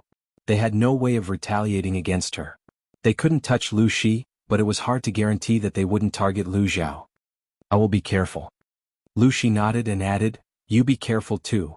After leaving the main hall, Jiang Pingji heaved a sigh of relief. She was about to look for Feng Zhen and the others to discuss what to do next when she caught a glimpse of a head popping out from the corner of her eye. Zhao, she called. Lu Xiao had changed into a new set of clothes. His style was just as noble and gorgeous, and he looked like a rich young man who had walked out of a painting. Sister. Having been caught red-handed by Jiang Pingji, Lu Xiao was feeling guilty. When he heard how Jiang Pingji addressed him, his eyes lit up again. What are you doing there? Of course I'm waiting for sister. There are some things that I'm not very clear about. Jiang Pingji asked, what is it? Lu Xiao hemmed and hawed for a while, his face almost turning red. Did they really do such a disgraceful thing? Lu Xiao's eyes drifted and he asked very softly. Although he was the son of a concubine, he was from the Lu family of Hejian. His body was branded with the mark of the aristocratic families. Lu Xiao was proud of his family background. He had never thought that the aristocratic families were so glamorous on the surface, but they had done such dirty deeds behind the scenes. Of course it's true. Zhao, you're not young anymore. Look for me in the future and let me bring you to see the outside world. If you really can't, look for the housekeeper and let him tell you what the real world is like. You're always in the backyard. What kind of knowledge can you have? Lu Xiao's cheeks turned red. His eyes were filled with shame. Jiang Pingji continued, the scandals that the aristocratic families in Chongzhou have done are far more than what I've revealed. Explain the facts one by one. Jiang Pingji added that they had colluded with the enemy and sold their country, but what was the difference between what they had done and colluded with the enemy and sold their country? Jiang Pingji's words could not be considered as wronging them. Lu Xiao laughed bitterly. He stammered, sister. Is our family like this too? If that was the case, Lu Xiao really could not enjoy everything with a clear conscience. Jiang Pingji said, your family has a big business. Why would they need to do such immoral things? Only those who are greedy and have shallow knowledge will use all their energy to exploit and amass wealth. The people are like water. Water can carry a boat but it can also capsize it. Such a simple principle, yet no one understands it. Lu Xiao heaved a sigh of relief. He thought of the scene he had just seen. His heart was filled with indignation and anger. Sister, you've only locked them up. Is there a next step? From what I see, their crimes can be exterminated. Although Lu Xiao was born bashful, his bones were tough. He even had a hint of abhorrence for evil. Jiang Pingji said, there's no rush. We have to prioritize when we do things. If we want to settle accounts with them, we can do so at any time. Lu Xiao heard another meaning. Sister, was she planning to deal with them gently? She smiled and said, the most important thing now is to take back the land in their hands, resettle the people of Chongzhou and let them live in peace. One person's energy is limited. I can only take care of the people first. When the situation is completely stabilized, I will have the energy to deal with these vermin. If we only care about competing with them, the longer it drags on, the more the people will suffer. For Jiang Pingji, she could deal with the aristocratic families of Chongzhou at any time, but she could not let the suffering people continue to suffer. Lu Xiao was silent for a while. He did not expect Jiang Pingji to give such a reason. Two flowers bloomed, one on each side. What happened in the prefecture government quickly spread throughout Chongzhou. Just as Lu Shi predicted, the small gentry families were trembling with fear and unease. However, Jiang Pingji caused such a huge commotion. In the end, she only locked them up and did not take any further actions. This action made people scratching their heads in confusion. At this critical juncture where everyone was in danger, the Cui family welcomed a special guest. I am a servant of the Lu Prefecture magistrate. I have been ordered to send the young Langjun back to his ancestral home. Feng Zhen was dressed in a neat and tidy scholarly robe. He wore a headpiece and restrained his frivolous expression. When he was serious, he looked rather noble. When the leader of the Cui family heard Feng Zhen's invitation, he hurriedly went out to welcome him. Jiang Pingji had told him early on that his wife had given birth to a son for him during the earthquake. The son did not die and was brought to Wanzhou's Xiangyang district by 2 loyal servants to be raised for 2 years. Ever since he received the news, he had been looking forward to it day and night. He was already burning with anxiety. He and Feng Zhen greeted each other and looked anxiously at the horse carriage behind Feng Zhen. The curtain of the carriage was lifted, revealing a small head. Chapter 895. Feng Zhen nodded with a smile and turned to reach out to the child. Come to uncle. Feng Zhen had a good relationship with the child. As soon as he said this, the child quickly smiled and reached out to him. Uncle Feng, he called out in a crisp voice. The voice fell to the ears of the Cui clan leader. It was like the sound of nature, but he could only watch as his son threw himself into Feng Zhen's arms. I apologize to master for not being able to protect madam. Before the Cui clan leader could restrain his sour heart, 2 kind-looking servants came down from the carriage behind and knelt in front of him. He knew these 2. One was the housekeeper of the wife's dowry, the other was a servant girl who was later chosen to be the child's wet nurse. How can mortals predict natural and man-made disasters? It was not easy to survive the earthquake in Shangjing. Sanyang is ultimately not blessed.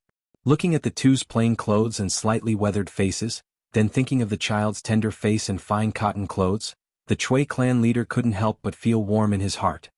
He said, thanks to the 2 of you protecting your master loyally, there is a day I can reunite with my own son. Feng Zhen saw the Cui clan leader personally help the 2 loyal servants up and had a better impression of him.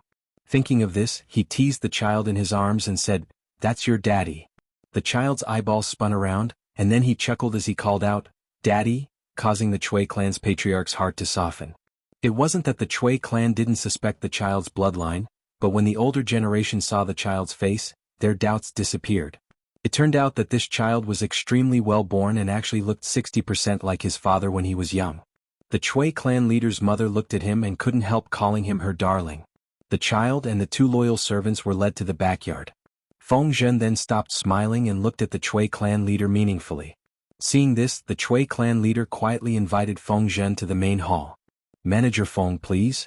The Cui clan had lived in Chongzhou for a long time and relied on doing business between the northern borderline and Dongqing to prosper. They earned money from both sides and still managed to survive until now. It seemed that this young Cui clan leader was really the reincarnation of a vixen. Not only was he perceptive, he was also smart. Feng Zhen thought that he would have to drop a few hints before the other party would understand. From the looks of it now, he didn't need to spend much effort at all. Feng Zhen gracefully took his seat. Has Master Cui heard of the major events that have happened in the past few days? Since the head of the Cui clan was so agreeable, Feng Zhen did not beat around the bush. Cui family head dismissed his attendants and muttered, I've heard a little about it. How could he have only heard of it? His ears were about to go deaf from the bombardment. After spending so much time with his lord, Feng Zhen started to like to play straight. Since you've heard of it, what do you think about it, family head Cui? Family head Cui hesitated for a moment. After a while, he said, I do have some humble opinions, but I'm afraid that saying it will offend the prefecture overseer. Now that there's no one here in private, you can say whatever you want to say. My master has always been generous and benevolent, and is open to good advice. Master Cui sighed. More than a decade ago, the northern borderline foreign tribes took advantage of the political turmoil in Dongqing to launch a surprise attack on Chongzhou's Shangyu County. They captured and killed countless people. Although Master Yuanjing took back 3 cities, there are still 3 cities in the hands of the northern borderline that have yet to be returned. After the northern borderline grew stronger, they sent a large number of troops to the border to demonstrate their might, causing the people of Chongzhou to panic. Someone took the opportunity to spread rumors and took advantage of the situation, causing the people to become destitute and homeless. As for who it was, I'm sure Prefecture Overseer Feng knows. Developing to the situation today was not the work of a day and a night. Although the situation has improved after Prefecture Overseer Lu took office, it is still not a permanent solution. Feng Zhen listened seriously, not showing any displeasure or anger on his face. This gave family head Chui some courage. He said tactfully, the aristocratic families of Chongzhou have already become a force to be reckoned with. It's understandable that Prefecture Overseer Lu wants to take things slowly. Moreover, in the past few years there have been some benefits. It's just that, the tumor can only be removed with strong medicine now.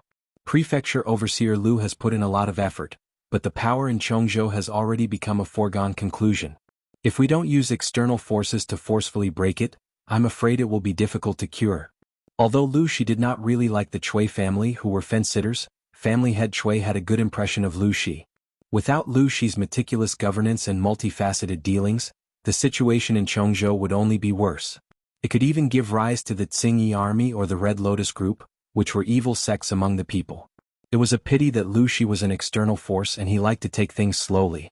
He had been lying low, trying to take back all the power from the aristocratic families, but the effect was too slow. Interestingly, Lu Shi, who liked to take things slowly, had a hot-tempered daughter. The moment she came, she gave the aristocratic families of Chongzhou a slap. He then thought about how Jiang Pingji had contacted him in advance. Family head Chui keenly sensed something.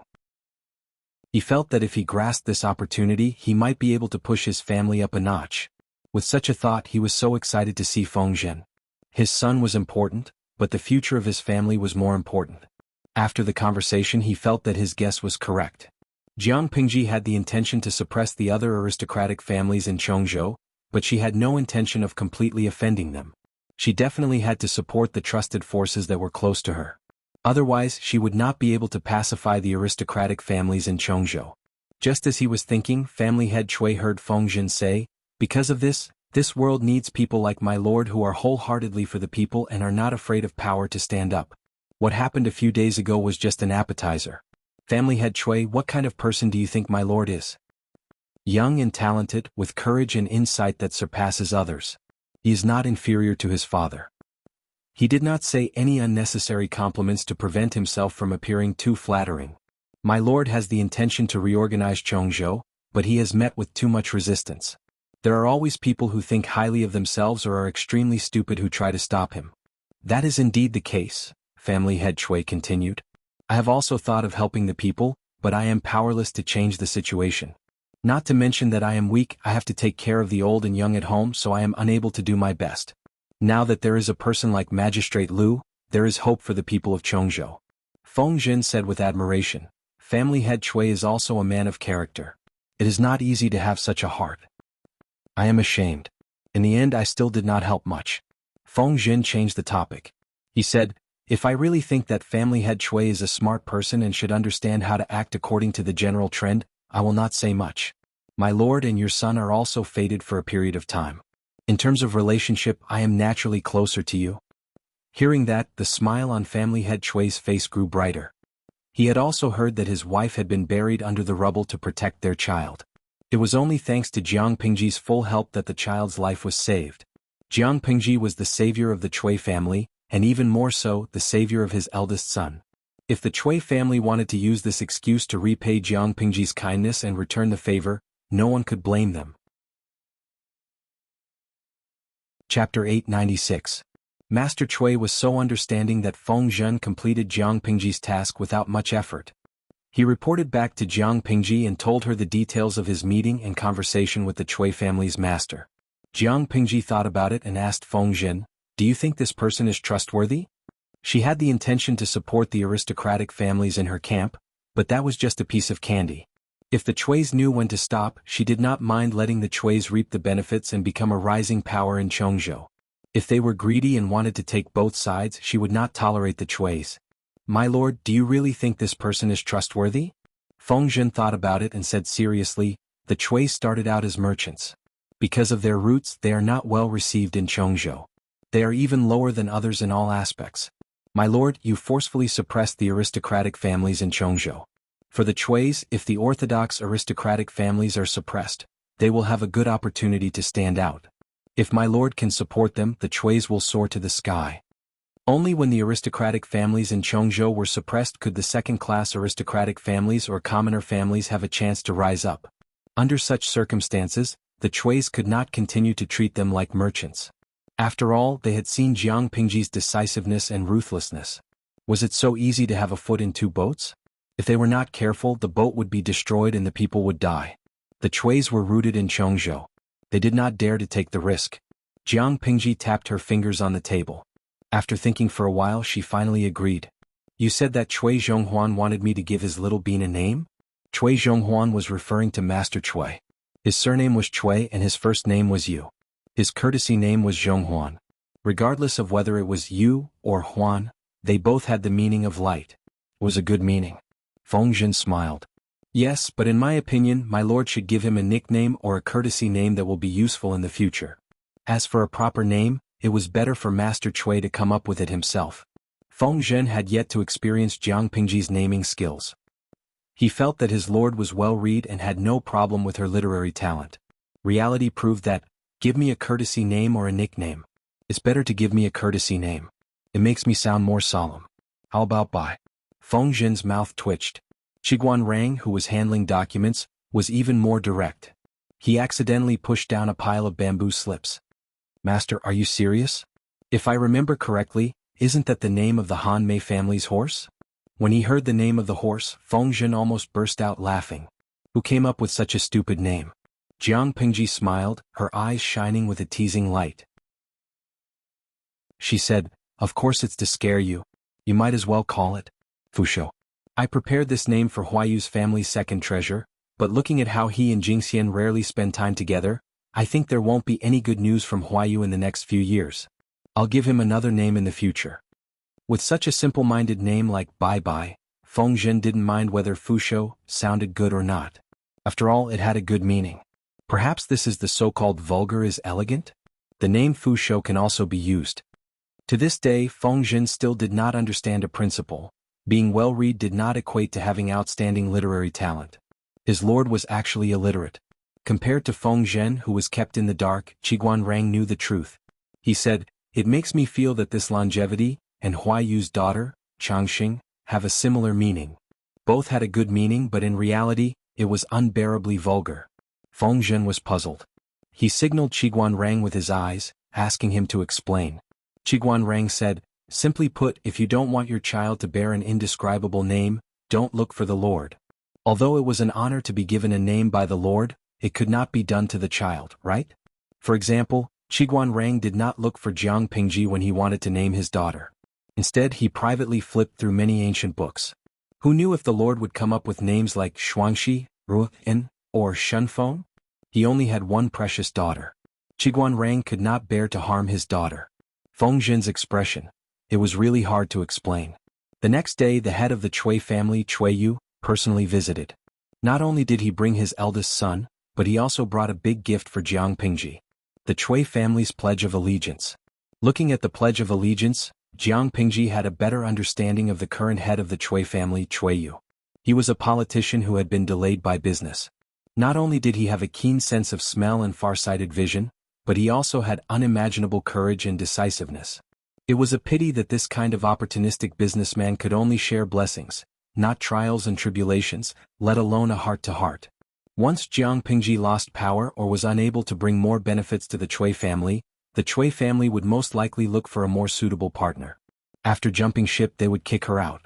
The reason the Chui family was willing to accept the olive branch from Jiang Pingji was mostly because she had slaughtered a group of Chongzhou aristocrats. If she had not done that, the Chui family would still thank her for saving their lives, but they would never bet on her. Head of the Chui family, what do you mean by this? Jiang Pingji pretended to be puzzled.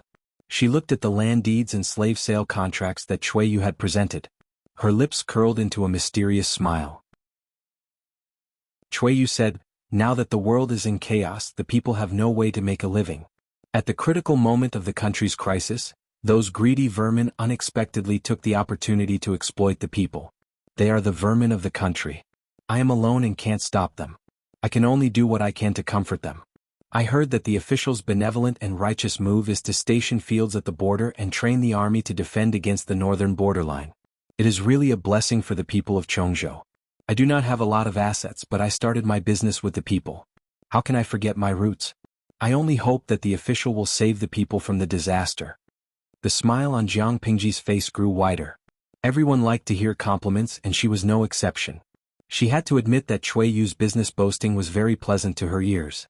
Jiang Pingji then picked up the account book and carefully looked at the things listed on it. The Cui family left behind the clan's sacrificial field and even rented a portion of the fertile land that they bought at a fair price to her for free. Of course, the proportion of these fields was not large. The largest proportion was the fertile land that they bought from the people. However, compared to the previous aristocrats, the Cui family still had some conscience. Although they lowered the price, they only lowered it by 30%. It was better than those ruthless people who lowered the price by 30 or 40 times. Now, in order to gain Jiang Pingji's trust and be put in an important position, the Cui family gifted this portion of the land to Jiang Pingji. Apart from the fertile land, there was also a lot of uncultivated land. Most of these places did not have anything good, but they were vast and suitable as bases for the troops. Apart from that, there were many contracts that sold themselves. She roughly looked at them and realized that these contracts were all for the people of Chongzhou. Jiang Pingji raised her eyelids and looked at Cui Yu. She questioned him silently with an imposing manner.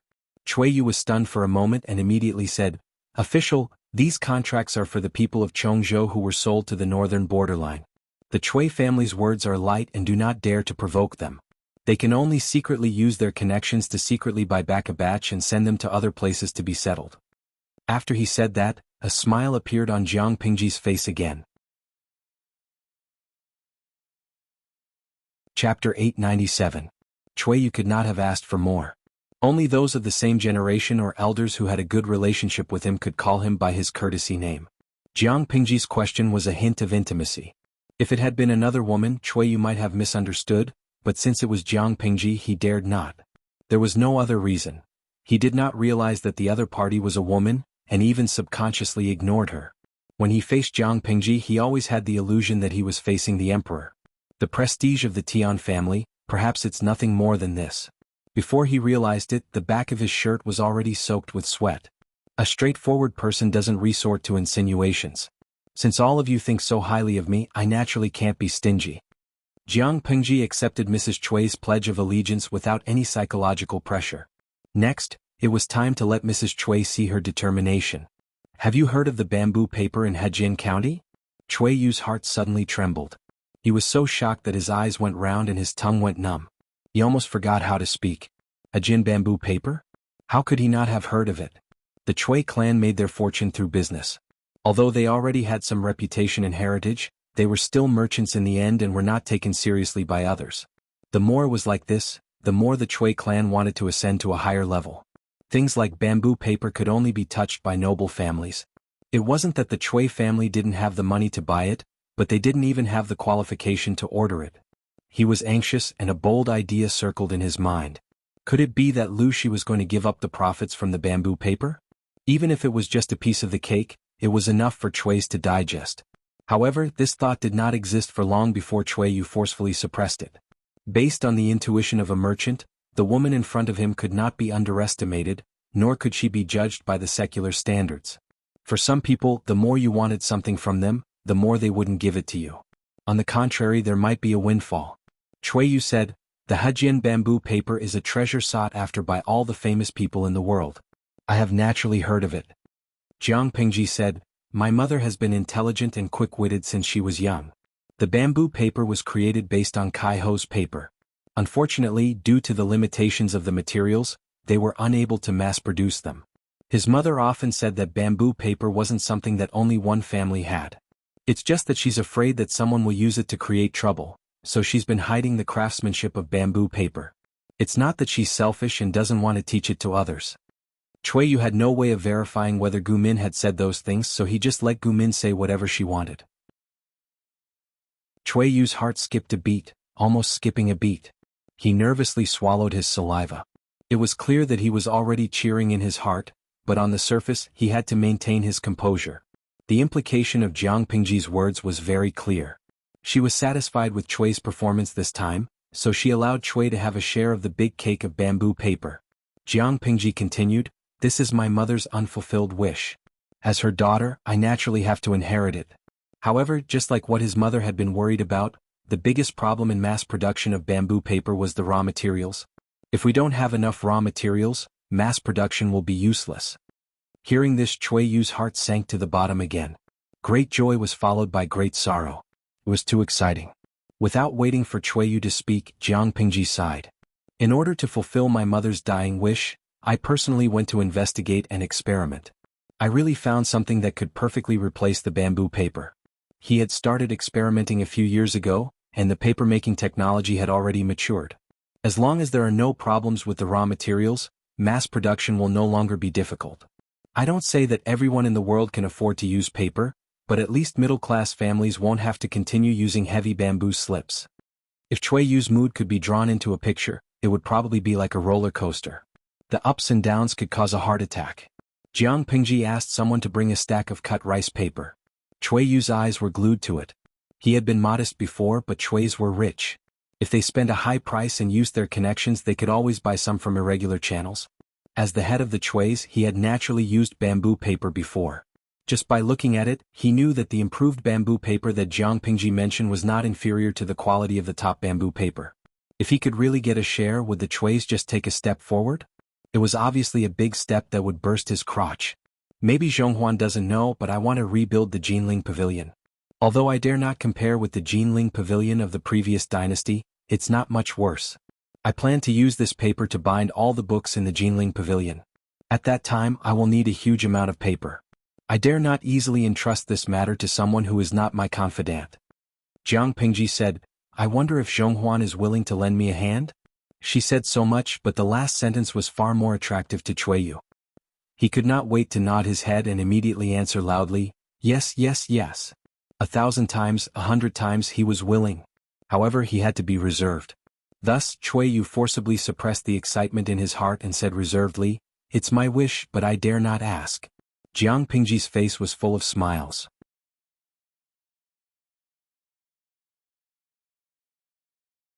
Chapter 898. Reality had proven that opportunities were only given to those who were prepared and those who were extremely lucky.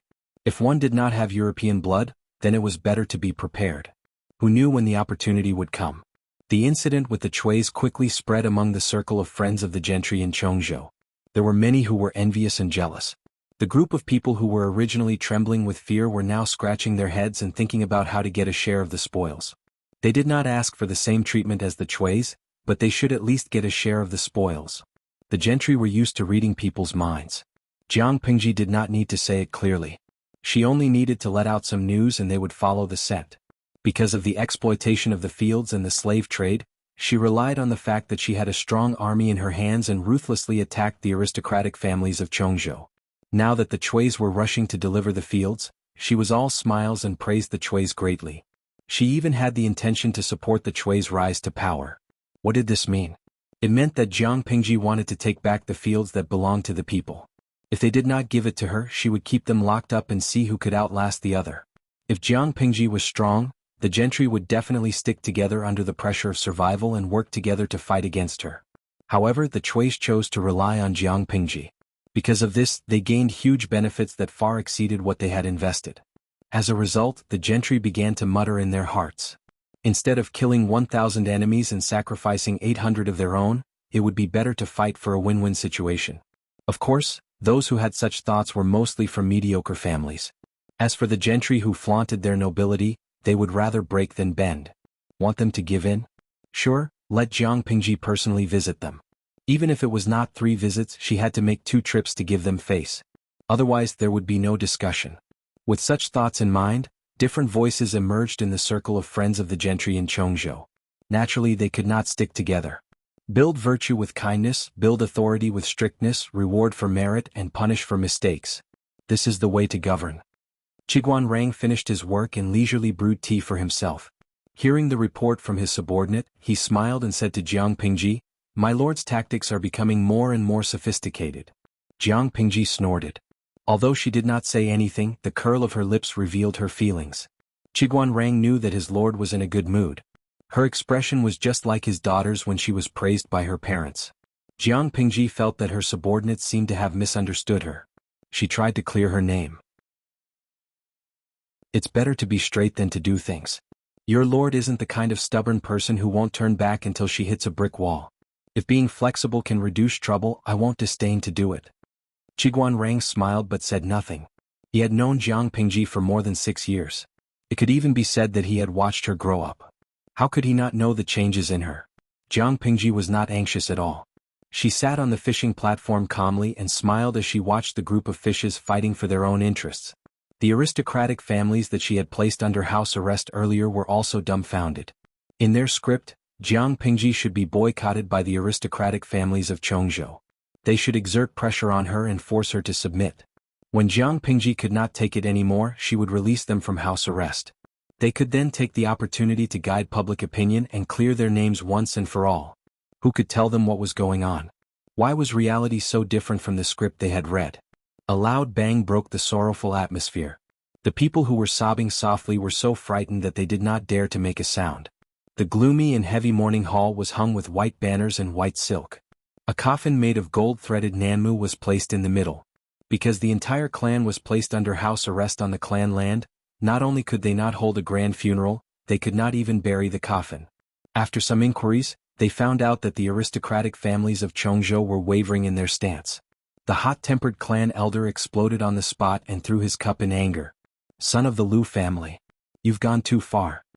The white-haired clan elder was so angry that he was about to have a heart attack. The muscles on his face twitched strangely. Clan elder, what should we do now? Liu Shi obviously doesn't want to let us off easily. Are we supposed to keep him under house arrest and prevent the old master from being able to rest in peace? It has been dragged on for more than 20 days. If it continues to drag on, I'm afraid it will be difficult for the deceased husband's resentment to dissipate. The widow wore mourning clothes and mourning clothes. Her eyes were filled with tears, and her delicate and pitiful demeanor added to her charm. The clan elder said fiercely, even if the resentment is difficult to dissipate, it's still seeking revenge on Liu Shi. Why are you panicking? Women just don't have any experience. Shut your mouth. Liu Shi knows that if he wants to snatch it by force, once he gives in, the consequences will be unimaginable. Can you bear such a huge responsibility? The woman had never had her own views. Her husband favored his concubine and neglected his wife. She did not dare to fight for anything for herself. Now that her husband had passed away and she had no children, she was even more helpless. As the wife of the royal family, she was scolded and insulted by the clan elder in public. In a daze, she looked at the coffin in the hall and cried even more miserably. She was not crying for losing her husband. She was crying for her dark and unknown future. She had no children, her husband was dead, and the direct line of descent was lost. She was no longer the wife of the royal family. Similar scenes played out in the various clans. One by one they scolded Jiang Pingji. They held onto the land in their hands and refused to let go. Jiang Pingji did not care much. With the Chui's Pledge of Allegiance, she received many more pledges of allegiance over the next few days.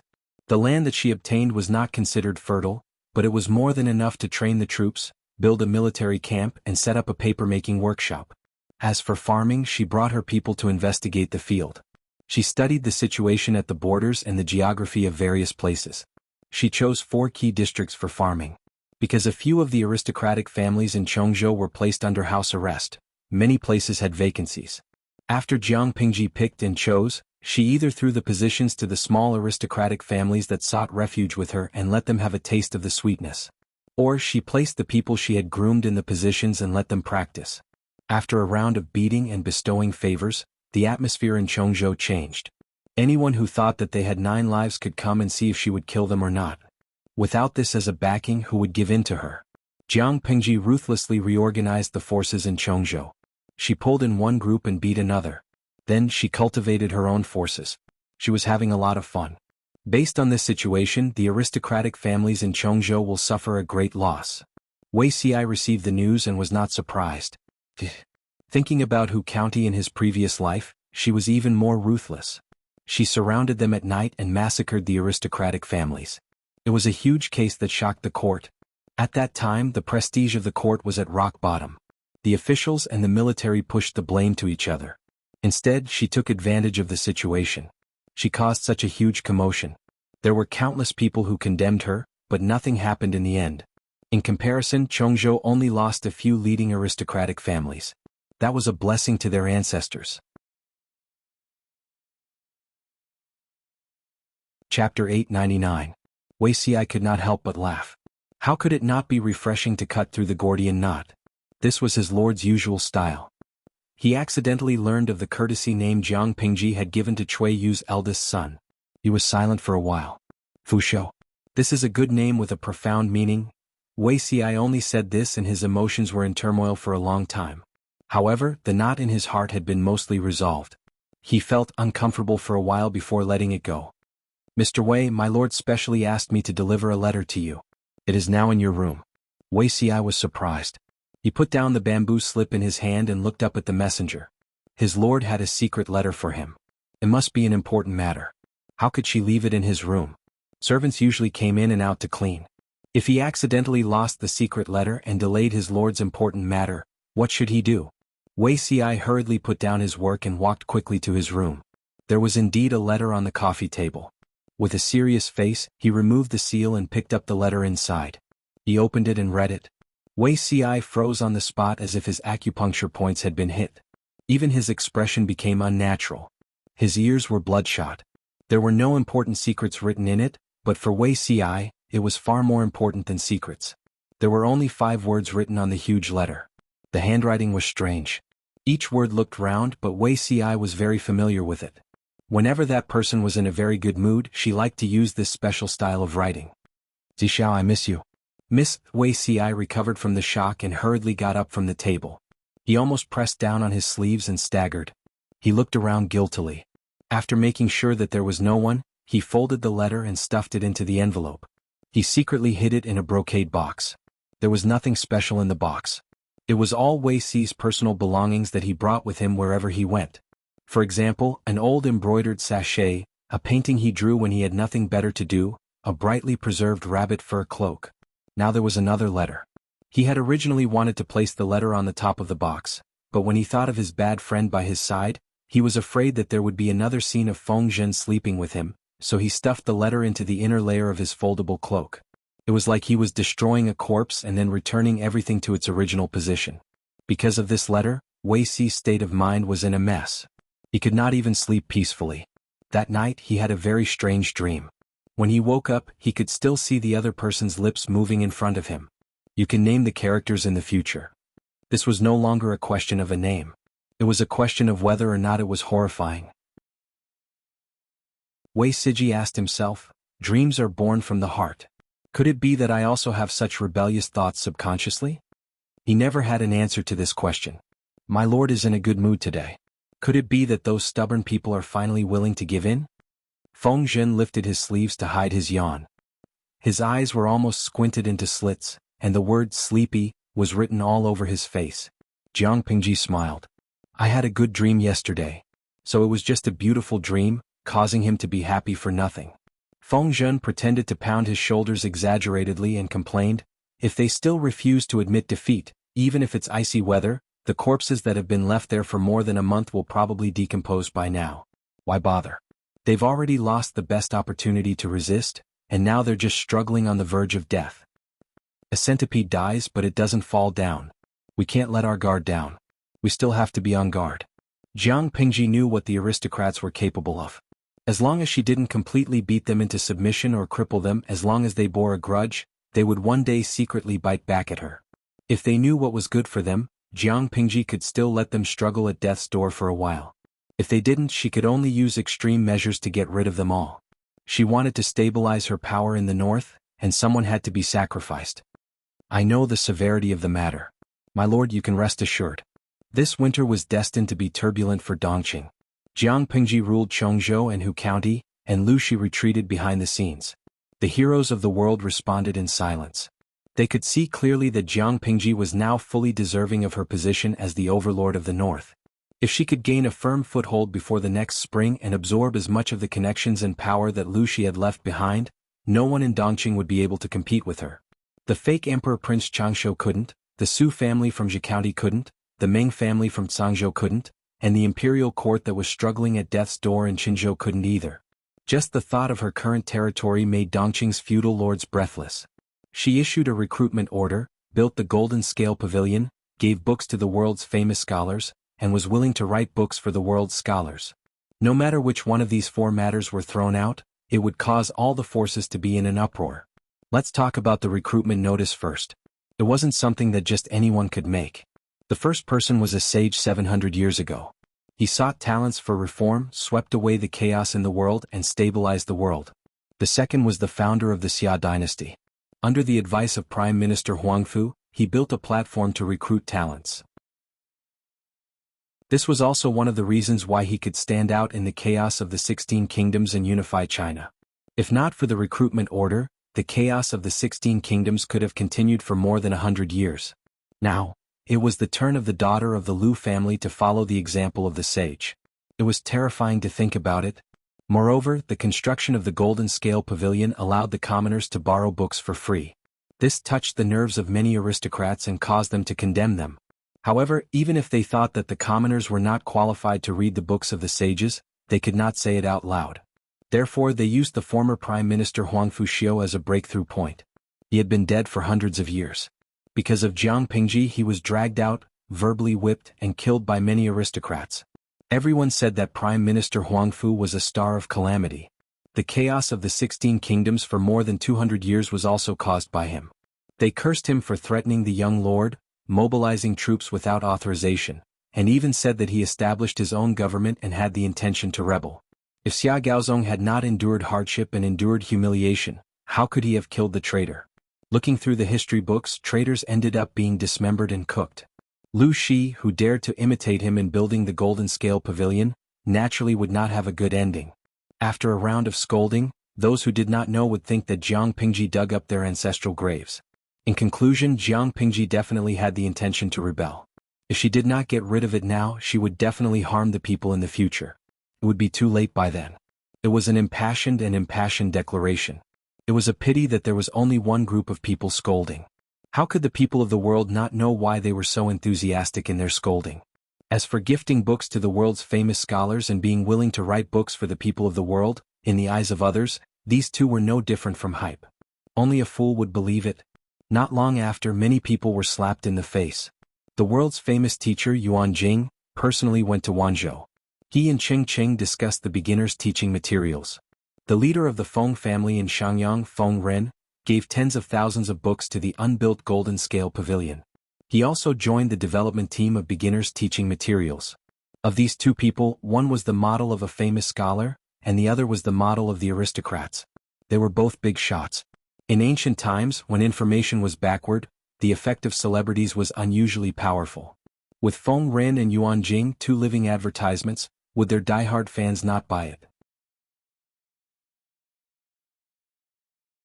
Chapter 900. The late emperor passed away and the young emperor succeeded the throne. Dongqing valued filial piety.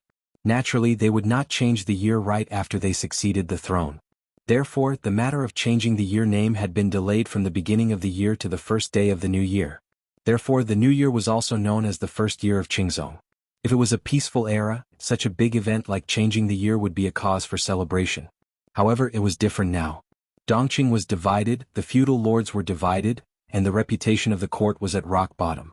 To put it bluntly, the young emperor's edict could only be effective in the vicinity of Qinzhou. It was just a roll of yellow cloth anywhere else. As the lord, Jiang Pingji should receive the New Year's greetings from the officials in the state capital. However, the state capital of Wanzhou had not been built yet. There were still many things for her to deal with in Qinzhou and Hu County. The officials were so busy that they wanted the people to have a good new year. When the people under her rule reunited with their families, Jiang Pingji, Lu Shi, and Lu Zhao gathered for a simple dinner. Happy New Year!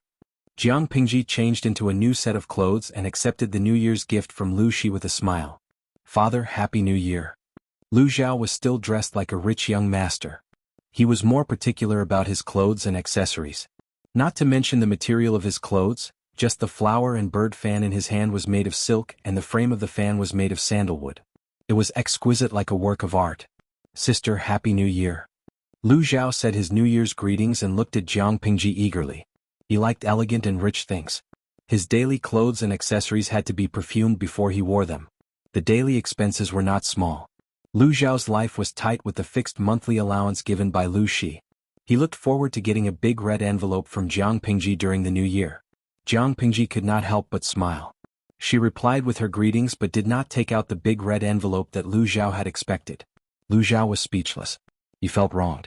Did he have to continue eating dirt next month? When Lu Zhao was discouraged, Jiang Pingji said, "I have sent someone to send it to your room." Lu Zhao's eyes suddenly lit up. He wanted to shout, "Long live sister." Lu Shi was rather displeased. He is always chasing dogs and fighting cocks. He is ignorant and incompetent. If you continue to spoil him, he will rely on you in the future. Lu Zhao was most afraid of Lu Shi. Hearing him reprimand him, he quickly hid behind Jiang Pingji. Fortunately, Jiang Pingji was tall. Otherwise, how could she block Lu Zhao? Jiang Pingji smiled and said, "So be it. It's not like I can't afford to raise him. Sister, if that's the case, can you ask father to give me a raise?" Not only did Lu Zhao depend on his sister, but he also depended on his father. What made people sad and indignant was that after gnawing on him, he was still a Moonlight Clan member. It couldn't be helped. He liked to live an exquisite and luxurious life, so his daily expenses were naturally not small. Lu Shi's face twitched. If it wasn't for the fact that he didn't wear his sword during the new year, he would have drawn his sword and let Lu Zhao know why the flowers were so red. "You're a man, yet you're so keen on living off a woman. Can't you have some backbone?" There were only 3 people at the New Year's banquet, but this was Lu Zhao's first time celebrating the New Year with so many people. In the past, in the backyard of the Lu residence, Madame Guzhen was bedridden and Madame Hu did not like to see him. Even on a big day like the New Year, he would stay in his courtyard and eat the dinner prepared by the servants. In his eyes, there was nothing special about the New Year except that there were more rations. Lu Shi glared at Lu Zhao. "Come over early tomorrow to pay your respects." Lu Zhao's expression instantly collapsed. Ever since Lu Shi retreated behind the scenes and handed over all the government affairs to Jiang Pingji, his life had been completely idle. At first he was not used to it, but after a long time he felt happy. Every day he would fish, walk the dog, play with the birds, visit friends, read and paint. He was happy, but Lu Zhao was completely gloomy. Once the old man was idle, he always liked to find things for himself to do. Lu Zhao's life became more and more difficult. Every day he was asked to do his homework. Due to his authority, he obeyed for a while. After a long time he could not stand it anymore. He simply ran to Jiang Pingji's place to seek refuge. His biological sister was indeed his biological sister. Not only did she not protect him, but she also tied him up and sent him back to Lu Shi to receive education in love. Hearing Lu Shi ask him to pay his respects early tomorrow, Lu Zhao's scalp went numb. "Sister, save me." Lu Zhao lowered his voice and shook Jiang Pingji's sleeves. His eyes sent out a signal for help. Amidst the howls of the audience in the streaming room, "So cute, let auntie rub you," and "Streamer, you lack a sister-in-law," Jiang Pingji unceremoniously sold Lu Zhao out. She dodged sideways and heartlessly abandoned Lu Zhao, who had sent out the signal for help, leaving him to Lu Shi to deal with. On the 7th day of the new year, the market reopened. Xiangyang District was Jiang Pingji's original foundation. Under her painstaking management, it had been expanded again and again. Not only had the city walls been expanded, but the surrounding villages had also been included in the outer city and reorganized. Xiangyang District was now one of the most prosperous areas in the north. After the new year, the number of people on the streets increased sharply. Apart from the locals, there were also many figures of outsiders. These outsiders were all Dongqing students who came because of its reputation. Some were from aristocratic families while others were from poor families. In their usual impression, Xiangyang District should be a remote and backward small town. After experiencing the double suppression of the Tsingyi army and the Red Lotus group, it should be desolate and cold.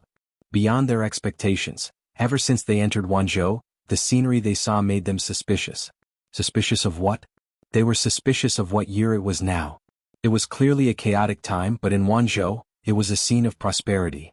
There were wars everywhere in Dongqing, and there were constant conflicts between the feudal vassals. Outside Wanzhou, they could see refugees dressed in rags. Once they crossed the border, they could see well-proportioned fields and straw in the middle of the fields. Occasionally, they could see hard-working commoners and urchins. After entering the city, they couldn't believe their eyes.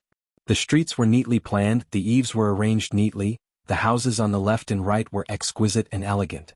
The vendors on the street were all in high spirits, their faces glowing. Not only were they in good spirits, but the clothes they wore were also very clean. There were few patches on them. Happy New Year. In the streets and alleys, joyous celebrations could be heard everywhere. Happy New Year. A little girl in a red coat stood by the side of the road. She raised her head and looked at the vendor who was carrying the goods in a daze. The vendor didn't hear her at first, but the little girl shouted again seriously. After a while, she gulped down a mouthful of saliva. The peddler finally noticed the little girl, and when he saw her delicate face, his expression became even gentler. Seeing that the little girl was staring at the honey hawthorn fruits he had made, he smiled and took one for her. Happy New Year. Take it and eat it. Just by looking at the child's attire, he knew that he was from a wealthy family. Thank you. The little girl grinned and took the New Year's gift from the vendor. Before she could put it into her mouth, a weak-looking boy appeared beside her. The boy looked only 6 or 7 years old. He was thin, but his expression was very mature. The corners of his lips were tightly pursed. Uncle, you have to do business too. You can't take advantage of others. He raised one hand and took the little girl's hand. With his other hand he took out a few coins from the money bag at his waist and gave it to the vendor. After saying that, he led the little girl away. The peddler took the money. Seeing the boy's attire and the book basket on his shoulder, he exclaimed in hindsight. Chapter 901. The outsider heard it and asked in surprise, "What Golden Scale Academy?" The peddler straightened his chest and said proudly, "It's an academy built by our prefecture magistrate." The outsider was also a scholar from a poor family who came because of its reputation. He had noticed the little girl in the red coat early on. After all, dyeing techniques were very low nowadays. The brighter the color, the more expensive it was. Those who could afford to wear such a bright red coat must be rich and extraordinary. Seeing that there was no servant by the girl's side, his sense of justice was triggered. He was afraid that someone would kidnap the child, so he stopped for a while. The person asked the peddler doubtfully, "When did the prefecture magistrate of Lu build an academy? Didn't he just build Golden Scale Pavilion?" "It was built a month ago. It's a place for children to study." It turned out to be a private school to teach children. Little did they know that it was not an ordinary private school. The reason for the establishment of Golden Scale Academy could be traced back to a few months ago.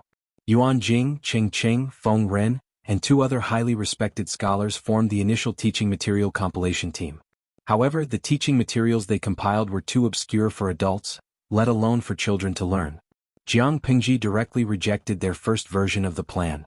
She mentioned it unintentionally, prompting them to have the idea of opening an academy for children. They were knowledgeable, so they naturally felt that the beginner's teaching material was extremely shallow. However, children without any foundation would not understand. If they could not let the children understand, wouldn't their beginner's teaching material be useless? After careful consideration, they wanted to find a group of young children and test the beginner's teaching material on them. To put it bluntly, they would be lab rats. Jiang Pingji was happy to see it happen. She waved her hand and allocated land for them. She connected the original residences and turned them into an academy. She was too lazy to think of the name of the academy, so she directly used the name Golden Scale Pavilion. As for the source of students, Jiang Pingji was not worried. She directly selected children of suitable age from the orphans of the fallen soldiers. There were not only boys but also girls. This decision caused a few scholars to object, but Jiang Pingji shut their mouths with righteousness. She said, "They are all orphans of heroes. What's the difference in their identities? Some of the soldiers died young and had only one daughter. Their fathers fought for me. How can I treat their descendants differently because of their gender? Wouldn't it disappoint people if this got out?" Now that he said it, it seemed to make sense. After several rounds of careful selection, the first batch of students of the Golden Scale Academy had been selected. Their average age ranged from 5 to 7 years old. There were 100 boys and 100 girls. When Feng Zhen heard about this, he hurriedly made a scene with Jiang Pingji and stuffed his son inside. He was far away in Chongzhou and wouldn't be able to return to Wanzhou for the next few years. He couldn't keep letting his son study by himself, could he? If he had companions of the same age to study with him, perhaps it would make him more lively? Moreover, the first batch of lab rats. The first batch of students would definitely be taught by highly respected old scholars such as Yuan Jing. As it turned out, Feng Zhen was right. The teacher really did have the mirror of the deep abyss. Jiang Pingji took the opportunity to give them some advice. The children should be divided into classes according to their age and learning progress. Previously, they had already mentioned the division of subjects. Now that they were going to be divided into classes and grades, it was not difficult for Yuan Jing and the others to accept it. In fact, dividing the students into classes was more efficient and targeted than letting all the students study together. After all that, Jiang Pingji suggested to make uniform clothing for the children. Master Yuan Jing was speechless. Why didn't he realize that this student was so good at making trouble? When he asked for the reason, she answered, "It's neat and uniform. It's comfortable to look at." It was a very good and powerful reason. Master Yuan Jing wanted to say something but stopped. In the end, he let Jiang Pingji do it. Anyway, she was the one paying for the expenses. What was he worried about? Jiang Pingji let Su Ku and Feng Jin be in charge of the school uniforms. She found a tailor to measure each student's figure. What's missing? What's missing? Alright, the school badge. Jiang Pingji was inspired. She designed the boys' and girls' uniforms. She even drew 5 flowers made of scales. Looking at the ready-made clothes made by the embroidery mother, Su Ku almost couldn't control the primitive power in his body. What was the experience of having a squandering lord? One could tell by looking at his current state. His lord wasn't spending money. She was throwing it away. The school uniform and the identity badge were equivalent to 2 months' worth of food for an ordinary family of 4. However, in all fairness, the school uniform that his lord mentioned was quite nice. The school uniform was blue and white. The collar was embroidered with an exquisite and elegant school badge. Every student was also given an identity badge. The basic information of the students was engraved on the front of the badge. On the north side was the school badge designed by Jiang Pingji. The bottom was engraved with cloud patterns. After choosing a good day, 200 students worshipped the portrait of their master and officially enrolled in the school. They learned literature in the morning and martial arts in the afternoon. The contents of the boys' and girls' classes were the same in the morning. It was all in the beginner's textbooks. It was different in the afternoon. The boys learned riding and shooting, while the girls learned the techniques of physical training, grappling, and needlework. The morning arrangements were for them to enter the school at 4:45 in the morning and leave at 4:45 in the afternoon. The afternoon arrangements were for them to enter the school at 4:45 in the morning and leave at 4:45 in the afternoon. If the children lived far away or had difficulties, the academy would also provide dormitories and meals. For this reason, Jiang Pingji specially transferred a good-tempered corporal from the military camp to be a martial arts instructor for the boys. She also asked Jiang Nongqin to transfer a few outstanding and patient female soldiers from the female camp to be the instructors for the girls. The techniques of physical training that the girls learned were the physical training techniques that Jiang Pingji had improved for the female soldiers. The children were still young and very malleable. When this batch of children grew up and the outside world saw the effects of the teaching, the girls' class in the Golden Scale Academy could truly gain a foothold. The blue and white school uniforms that these children wore gradually became a familiar symbol to the people of Xiangyang district. Wei Jingxian, who had finished her official duties for the day, returned home. As soon as she entered the main hall, she saw the boy from Feng Zhen's family reprimanding Changxing rigidly. Changxing, who was dressed in red, still had her head lowered. She stuck out her tongue and licked the bee sugar coating on the outside of the hawthorn fruit until it was wet. What situation was this? You can't leave the manor as you wish in the future. There are more and more outsiders and the security in the district is not as good as before. Changxing has a wet nurse. After saying that, she slurped again. Sparkling saliva hung from the corner of her mouth. The sugar coating on the hawthorn fruit in her hand had also been licked away. That won't do. It was still dangerous for the elderly, the weak, women and children to encounter sudden incidents. Changxing pouted, tears quickly gathered in her watery eyes. After a while she cried out loud. Wei Jingxian laughed and carried Changxing up from the table. She said to Feng Yi, "Changxing is pestering you again?" Feng Yi shook his head. "You can only blame Changxing for not being sensible and delaying your studies." Feng Yi said, "The teacher's teachings are very simple. It was not considered a delay. No matter what, he was a child who started learning at the age of 3 and was personally taught by Feng Zhen. Feng Yi had a solid foundation. The content that the teacher taught was not difficult for him.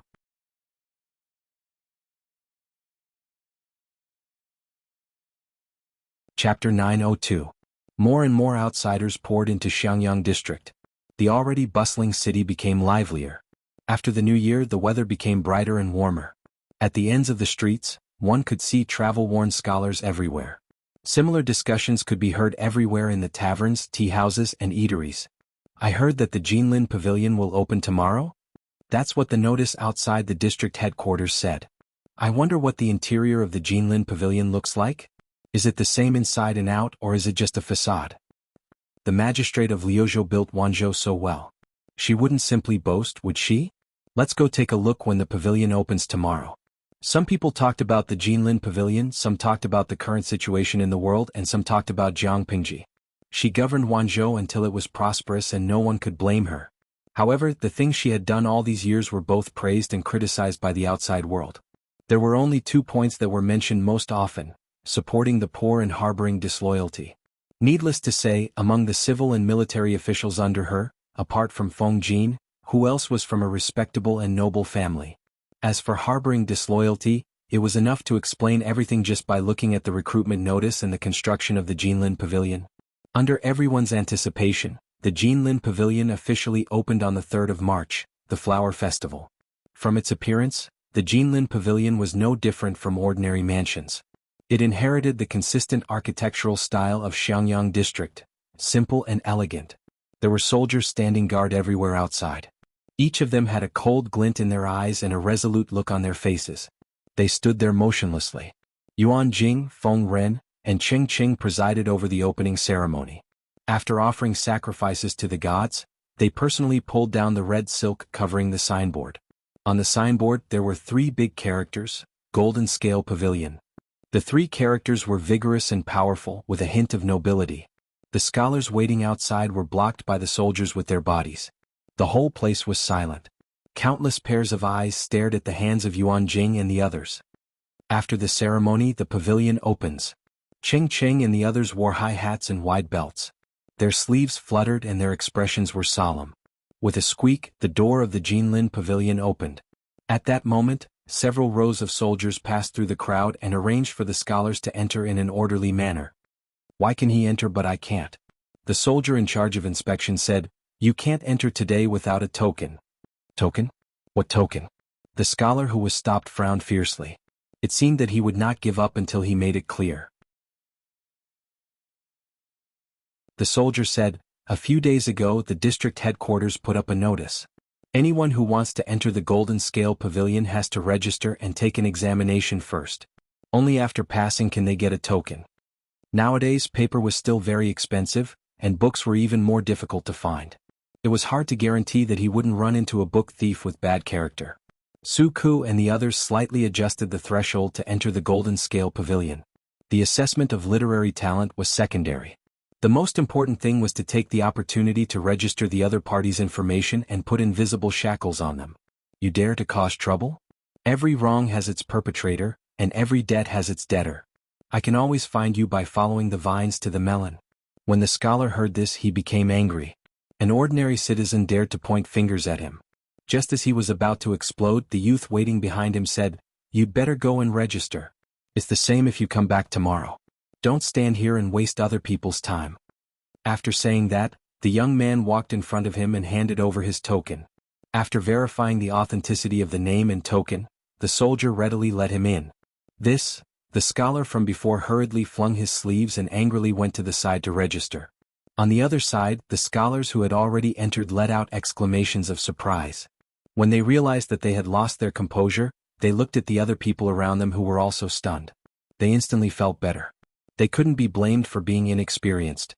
The scene inside the Golden Scale Pavilion was really beyond their expectations. Although it was called the Golden Scale Pavilion, there were more than one building and one pavilion inside. Currently, only the main building of the Golden Scale Pavilion was open to the public, which was also the largest building in the Golden Scale Pavilion.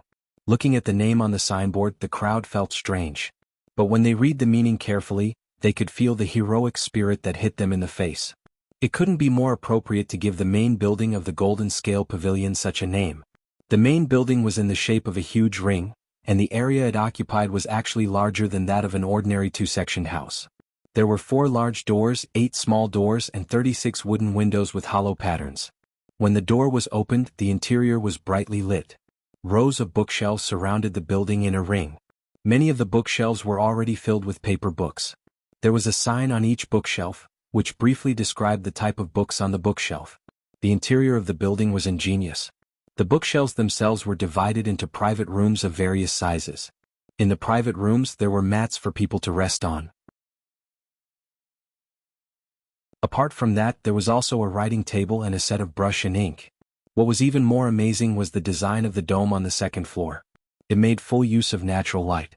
Even if there was no oil lamp in the room, as long as there was sufficient light outside, the room wouldn't feel dark when the windows on the second floor were opened. This is... The scholars who were qualified to enter the Golden Scale Pavilion approached one after another. Some of them were even so excited that they forgot to speak. The Golden Scale Pavilion. The well-deserved Golden Scale Pavilion. The crowd calmed down. Someone was about to step forward to take a book from the bookshelf, but was unexpectedly stopped by someone. Before that person could speak, the person explained, although the books in the Golden Scale Pavilion are free to read, you can't touch them casually. If you want to read any book, just ask someone to bring it to you. If you want to borrow books and copy them, bring your token over there to register. We will provide brush and ink at a low price. The Golden Scale Pavilion had just opened. They didn't want anyone to maliciously destroy books or hide them. Therefore, they had to set up a strict system at the beginning. When the public got used to it, the Golden Scale Pavilion could appropriately relax the borrowing system. When the crowd heard this, they were a little unhappy at first. But considering the price of paper books, it was reasonable for the Golden Scale Pavilion to be stricter. There are so many books here, the manager said with a smile. There are still 90% of books that are still in the bookstore and haven't been put on the shelves. There are still 90%? The others were so shocked that they couldn't speak. Of course. There are still 60% of the bookshelves on the first floor that are empty. The second floor is completely empty. The crowd was so shocked that they were numb. One after another, they borrowed the books that they liked and found a well-lit place to read quietly. Rather than reading, it was more like they were stroking the pages with their fingers, as if they were caressing the skin of their loved ones. The touch was too good. They were even more shocked than when Suku saw the bamboo paper for the first time. The first batch of people who entered the Golden Scale Pavilion consisted of about 100 people. Almost all of them were book lovers. They treated the thread-bound books in their hands as if they were their ancestors. Not to mention destroying them, they didn't even dare to use a little bit of force. Seeing this, the manager of the Golden Scale Pavilion heaved a sigh of relief. Not long after, someone made a request to make a copy. That person looked nervous. He was afraid that his request would be rejected. It was good enough to let people read the books for free. Why would they let others make a copy? For most people, books weren't books. They were priceless treasures. They wouldn't lend them out easily. The receptionist smiled. She turned around and fetched a set of brush and ink as well as blank bamboo slips that had never been used before. These bamboo slips weren't provided for free, but the price was only 10% of the market price. Thank you. After the person thanked the receptionist, he took the things back to his seat. He read silently while making a copy. Unknowingly, the sun was setting. It was time for the bookstore to close. They returned the books reluctantly and stepped out of the Golden Scale Pavilion. Good reviews. Definitely 10 stars.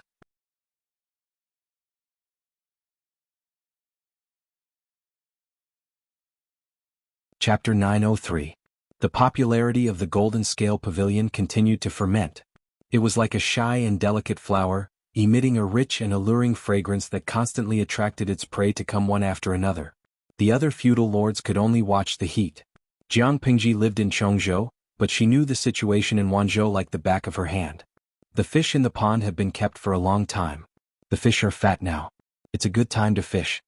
She looked at the official documents sent by Su Ku and the others. Coincidentally, Qiguan Rang came in with a pile of bamboo slips. She hurriedly said, "Wenjing, come over and help me draft a document." Qiguan Rang saw the smile on her face and could not help but ask, "Has something good happened, my lord?"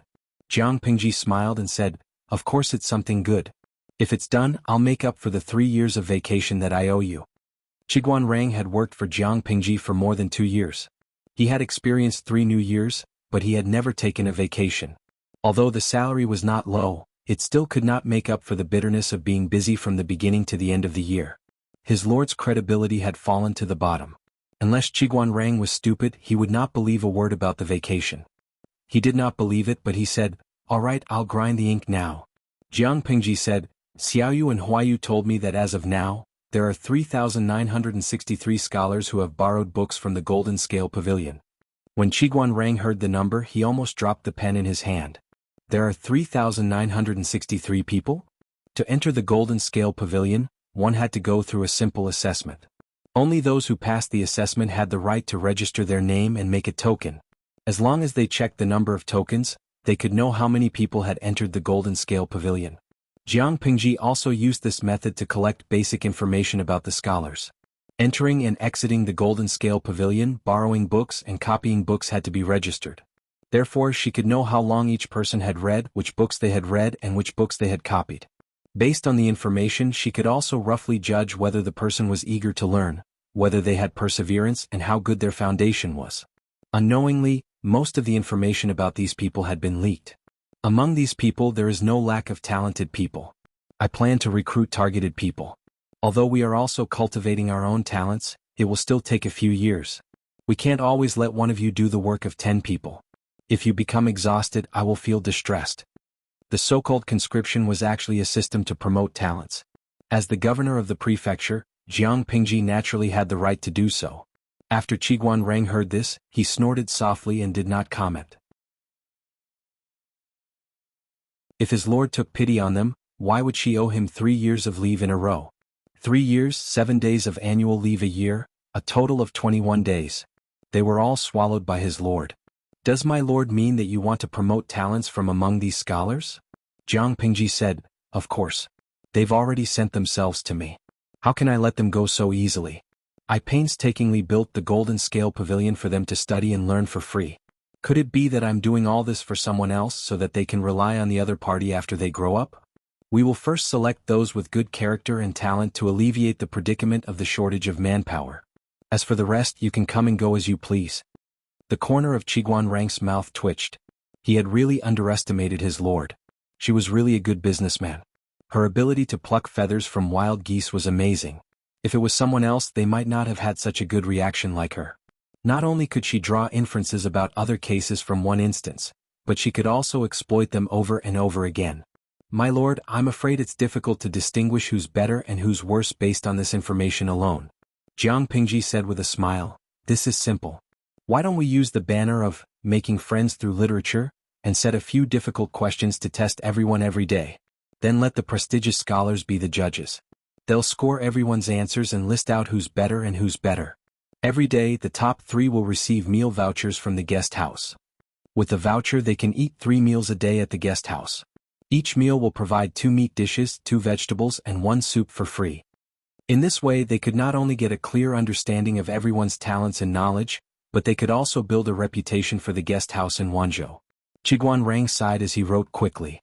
His lord was a profiteer who was held back by her ambition to dominate the world. Not long after, Qiguan Rang finished writing a document and handed it to Jiang Pingji to read. If there were no problems with the content, this document could be sent to Wanzhou urgently. By the way, remember to get the messenger to look for Jingtu and ask him if he wants to bring anything along. Why should I look for General Fu Wang? Qiguan Rang was surprised. Jiang Pingji pursed her lips and muttered, looking at the time, Huijun will be giving birth soon. Qiguan Rang understood immediately. If one did not live in this era where books were scarce, one would never understand people's thirst for knowledge. There were always students who waited outside the Jinlin Pavilion before dawn. They only left reluctantly when the pavilion closed. Sometimes they did not even have time to tidy up their appearances. They studied hard day and night, diligently practicing without stopping. In order not to kill anyone, Suk especially arranged for people to set up a free canteen in the Jinlin Pavilion. Everyone could receive a bowl of thick meat porridge with their identity token. They even opened up a few quiet courtyards for the scholars to take a break or discuss scriptures in their spare time. In just 3 months, the name of the Jinlin Pavilion in Wanzhou had spread throughout the whole of Dongqing. It even had the tendency to spread to other countries. On this day, the scholars stayed in the Jinlin Pavilion as usual. Some frowned in deep thought, some discussed with their friends in low voices, and some copied seriously. At this moment, a notice quietly appeared in the Jinlin Pavilion. What's this? A commoner dressed in linen felt his stomach was empty. He carefully got up from his seat and was about to receive a bowl of meat porridge to fill his stomach when he happened to see the notice board outside the door. He fixed his eyes on it and revealed some confusion on his face. Guest house? What is this place? It was obvious that it was something created by merchants. It was full of the stench of money. The passing scholars frowned unhappily. The commoner said, "This guest house is a restaurant established by the magistrate of Liuzhou. The profits of the restaurant are used to settle down the orphans of the soldiers. Hearing that it was a restaurant established by Jiang Pingji, the scholar's expression softened a little.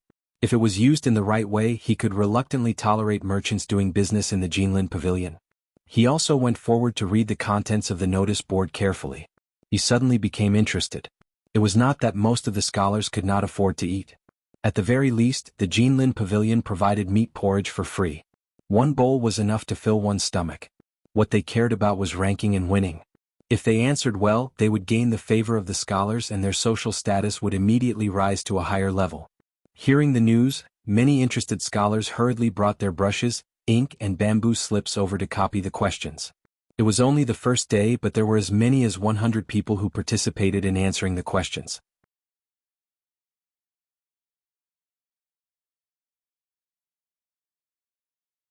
Chapter 904.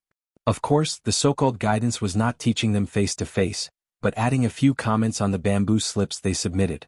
Even so, when the first 3 scholars saw the name of the reviewer on the bamboo slips, they were so excited that they could not speak. The reviewer was none other than the famous teacher, Master Yuan Jing.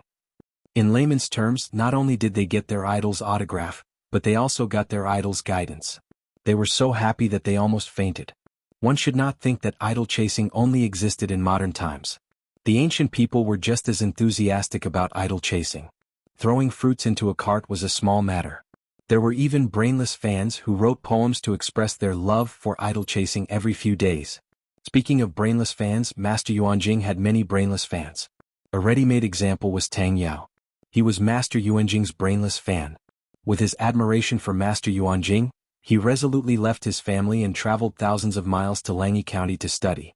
After the news spread, the number of people who submitted bamboo slips soared to thousands on the second day.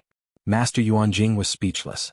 The old man had to correct and read thousands of bamboo slips in one night. Therefore, for the sake of their lives, the exam that was supposed to be done once a day became once every 7 days. Cheng Cheng saw Master Yuanjing's pale face and took the initiative to help him review. If he was lucky, he could discover young people with potential. It turned out that Jiang Pingji's method was very effective. Don't look at how there were only 10 questions each time, but each question hit a very targeted probe. Most of the scholars did not realize that there was something fishy about it. Only a few people who were more sensitive noticed it. Faintly, they felt that it was related to their future, so they paid more attention to the questions. Every time, they deliberated over the questions repeatedly before writing. They did not give a general answer. Instead, they chose to explore deeply, speak freely, and express their opinions directly. In fact, most of the people's literary talent could not catch Master Yuanjing's attention, but he could occasionally find 1 or 2 outstanding works that made his eyes light up. After a few corrections, Master Yuanjing smiled helplessly. There are many moldable talents among them. There is an 80% chance that they will be recruited by the magistrate of Liuzhou. From the contents of the previous answers, many people had realized the hidden meaning behind the 10 questions. At first they were perfunctory. Later on they were very attentive. Even a fool could see the motivation behind this change. Jiang Pingji was not very attractive to the scholars who came from aristocratic families. What about those scholars from poor families? Once they were fortunate enough to receive Jiang Pingji's conquests, it was tantamount to reaching the sky in a single bound. The road to success was directly paved under their feet. Cheng Cheng thought for a moment and said, although the Lu prefecture's overseer is powerful, there aren't many people who can be used. Naturally, he has to recruit talents. This kind of assessment method was truly unheard of and unseen. Compared to this, I'm worried about something else. When Yuan Jing heard that, he immediately understood what Cheng Cheng was worried about. Conscription was a way to promote talents. However, this was not a one-way way. It was a two-way street and did not have any coercive power. Conquests were also a form of courtesy. The conquered could gladly accept the offer, but he could also decline it. Jiang Pingji had the right to conquer someone in her territory, and that person also had the right to reject her. If they didn't accept the conquest, some people did it because they really did not want to be an official. They wanted to live in seclusion and live a carefree life. Some people wanted to gain reputation. For example, if a beautiful girl from a poor family rejected the love of a domineering CEO, the beautiful girl would instantly become famous. Of course, there was a third situation, which was to keep people in suspense. In layman's terms, some people felt that the easier it was to get, the less it would be treasured. Therefore, they would decline it again and again. When the other party's appetite was at its highest, they would gladly accept the conquests, and it would become a good story between the ruler and the minister. Conscription not accepting was an unspoken rule in the industry. Generally, people would refuse the first time and only agree to be an official after the second or third time. Ching Ching was a little worried. Would the seedlings he favored lose their minds and play conscription in front of Jiang Pingji? Based on his understanding of the governor, he was proud. If she was rejected once, she would not do it a second time. Those who wanted to keep people in suspense would go overboard.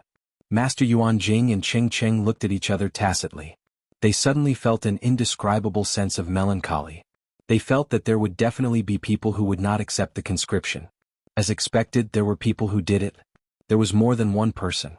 After several attempts, the talent assessment was almost done. Su Ku followed Jiang Pingji's wishes and extended an olive branch to the 28 young people. Among the 28 people, 10 were born poor, 11 were from destitute gentry families, and the other 7 were from gentry families with average family backgrounds. They were all between 20 and 40 years old. They were in their golden years and had a lot of room for nurturing. In the end, among the 28 people, 20 accepted the conscription, and the rest all rejected. Su Ku was speechless. When he heard the news, his expression was as black as the bottom of a pot. Reading for free, borrowing books, copying books, freeloading the meat porridge provided by the Golden Scale Pavilion, eating to their heart's content with meal vouchers from the reception house. During the conscription they should at least give them some face. How could they reject them so decisively? Would it kill them to be a little more tactful and save face for both sides? How infuriating. Su Ku was so angry that he could not swallow his rice. Wanzhou had spent a lot of effort to select 28 people from thousands of people, but nearly one-third of them had rejected the conscription. At that moment, Su Ku could not help but think. Just how despised was Wanzhou. What place in Dongqing could be more peaceful than here? This was already considered a paradise in troubled times, right? When other places could not afford to pay salaries, the average salary in Wanzhou was very high, okay? Benefits were also available. After the probation period, they would immediately have a car, a house, and savings. They would be at the peak of their lives. What a beautiful prospect. The only shortcoming of their master was her gender. In other conditions, she could crush the other feudal forces with 100% certainty. So what if she was a woman? Did she eat their rice? Or did these people think that the forces in Wanzhou were still grassroots and did not deserve to have a golden phoenix? Su Ku wanted to scratch his hair in frustration, but he restrained the impulse. As the chief accountant of Wanzhou and the big boss in charge of finance, he could not lose his composure. Therefore, Su Ku's mind was unusually active, but he appeared cold on the surface. He stared at the document on the table as if he was staring at an enemy. It was not until Feng Jin entered that he saw him like this that he went forward to read the contents of the document. After reading it, his brows furrowed. These people really don't know what's good for them, Su Ku said through gritted teeth. Feng Jin smiled and said, indeed. Since they didn't accept the conscription, then they should just choose someone else. There's no need to be angry. Su Ku's face was gloomy. He said, how can I not be angry? If word gets out now, won't my lord be laughed at? It was fine if 28 people were to be conscripted at once, but 8 people had rejected it. Wasn't this a slap in the face? Feng Jin said in surprise, what does this have to do with my lord being laughed at? Jin had also seen the answers of these people, and they were indeed quite talented. There's ambition in their words. I'm afraid the reason why they rejected the conscription is to build momentum and build a reputation for themselves. One more conscription will do. Su Ku suddenly understood, but then he said angrily, with my lord's temperament, how can she do a second conscription? Feng Jin said straightforwardly, then ignore it. There are other candidates anyway.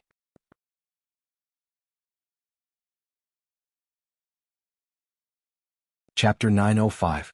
There was only one chance. If he didn't grasp it, how could he blame others for not giving him a second chance? How could that be? Feng Jin smiled and comforted Su Ku, in case his colleague was angered to the point of causing trouble. It wasn't that Su Ku didn't understand this, but he was still a little indignant. After a while he said, no matter what, we still have to consult the Lord about this and see what she decides. Feng Jin said, of course. Even though they understood Jiang Pingji's temper and knew that she wouldn't go for a second conscription, they couldn't make decisions for her. As expected, Jiang Pingji, who was far away in Chongzhou, received the news. She was so angry that she wanted to laugh. The conscription was rejected? Since they don't think highly of me, I won't force them. Wenjing, draft a document and tell Xiaoyu what to do. Everything will be done according to the rules. Although 20 people agreed, we still don't have enough manpower. Let him continue to filter. Qiguan Rang cupped his hands in acknowledgement. No matter what reason they had for rejecting the conscription, Jiang Pingji would grant them their wish. There was only one chance, and it was always given to those who were prepared. Who would stretch out their face to be slapped a second time after being slapped in the face once. She didn't want her dignity. In the words of the livestream viewers, one had to have the capital to be pretentious. If he wasn't Zhuge Liang, why would he bother with 3 visits to the thatched cottage? Shu Shenyali, streamer, don't be angry. Pat your head. Luoyu treading on flowers, it's their loss to lose the chance. Without these people, there are still millions of talents waiting for the streamer. Xiao Xiao, in modern times the streamer is like the CEO of a company. They are freshmen who applied for a job. The company has already decided to hire them, but the freshmen arrogantly rejected them. At this point, they still expect the company's CEO to personally invite them? Do they really think they're Zhuge Liang? Pia Liang, I realize that your focus is a little off. Isn't the focus on the streamer's method of promoting talents? The bullet screen was quickly drowned out by the sea of bullet screens. Qiguan Rang, who was at the side, stole a glance at Feng Zhen. He noticed that the latter was smiling with his eyes squinted, as if he was watching a good show from the sidelines. At noon, Qiguan Rang and Feng Zhen went out together.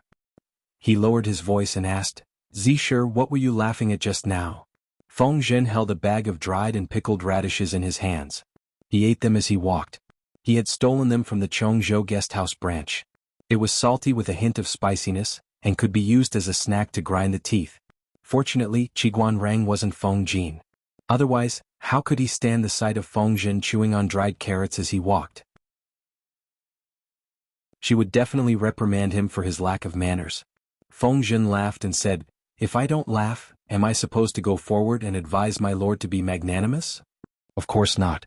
Qiguan Rang furrowed his brows and said, Those 8 people. What a pity. It was an unspoken rule in the industry to refuse a conquest. As long as the person wasn't uninterested in fame or looked down on others, they would usually agree to a second conquest.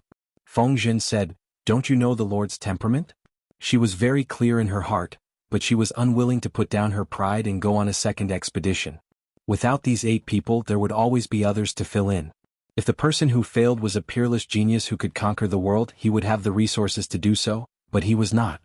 It's already good enough that my lord didn't curse him in her heart, let alone go on a second expedition. Qiguan Rang let out a long sigh. How could he not know this? I'm afraid that my lord will be criticized and scolded for being narrow-minded. Can you tolerate such words? What he was afraid of was taking advantage of the situation and directly using his lord's gender as an excuse, saying that a woman was a woman, short-sighted and narrow-minded. Other people could be magnanimous enough to go on a second expedition, but why was she so unreasonable when it came to her, putting on airs after being rejected once? She was so unforgiving and unworthy. Didn't she know that talented people were precious and needed to be accommodated? Feng Zhen laughed and said, Of course I can't tolerate it, but forcing my lord to bend over and do something she doesn't want to do is even more intolerable. Qiguan Rang glanced at Feng Zhen. From his words, it was as if he couldn't bear to see his lord suffer. He raised his hand and snatched the dried carrots from Feng Zhen's hand. Let's see what else this guy could eat. Feng Zhen cried out in sorrow, Let's talk things out. Don't steal my snacks. When the news reached Wanzhou, Su Ku and the others already knew what to do. The first batch of people who agreed to go on the expedition had long been thrown to their posts to hone themselves. He, Feng Jin, and the others still had to keep an eye on them at all times to prevent any mistakes. The few of them were still steady and honest, and now they were on the right track. With these people, Su Ku clearly felt his workload lighten. Finally, he didn't have to go home day and night. After receiving Jiang Pingji's reply, Su Ku immediately started on the second expedition. This time he focused on selecting talents in agriculture and water conservancy.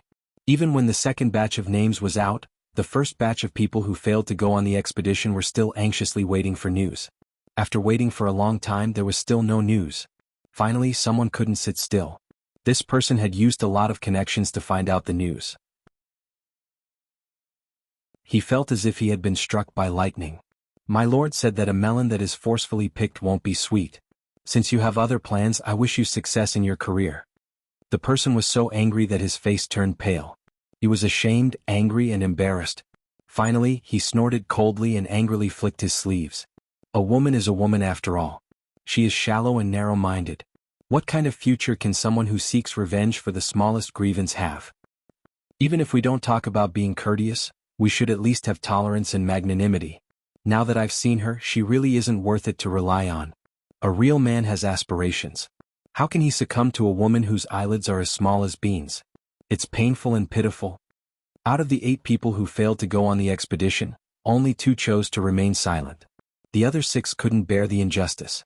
They didn't shout abuse, but when they talked about the world situation with their friends, they would always criticize Jiang Pingji.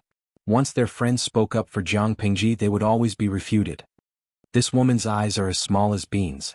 If she didn't rely on the reputation of her father, Lu Shi, how could she have the foundation she has today? She's just a woman. Does she really think she can overturn the universe and reverse yin and yang? Don't be fooled by her limitless glory now. In fact, there are many hidden dangers. So what if she controls Chongzhou, Wanzhou, and Hu County? The northern borderline is eyeing her covetously in the north, and the fake emperor is preparing for war in the south. Let's wait and see how long this ignorant woman can be arrogant. Most of the literati cared about their reputation. Even if they didn't say anything, they wouldn't scold her for getting free food, drinks, and books. These people were particularly unconventional and stood out from the crowd.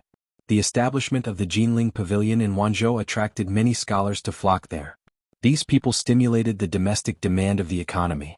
Not only did they make Wanzhou's economy flourish, but they also made Wanzhou's literary style flourish. Many like-minded scholars gathered together. They either discussed poetry, gave advice on the country, or recited poems and paintings. The literary atmosphere was strong. The literary gathering was open to the public. Naturally, the words and deeds of these people spread to the ears of Su Ku and the others. Bastards, such despicable people, they're simply. Su Ku was so angry that he slammed the table. It was almost the end of the month. He had to handle more and more things. He slept less and was in a bad mood. Now that he heard slander, he almost exploded with anger. Cheng Yuan passed by the door with a stack of bamboo slips in his arms. He heard the commotion inside and let out a long sigh. Su Ku's temper had always been good. Who had the ability to make him so irritable?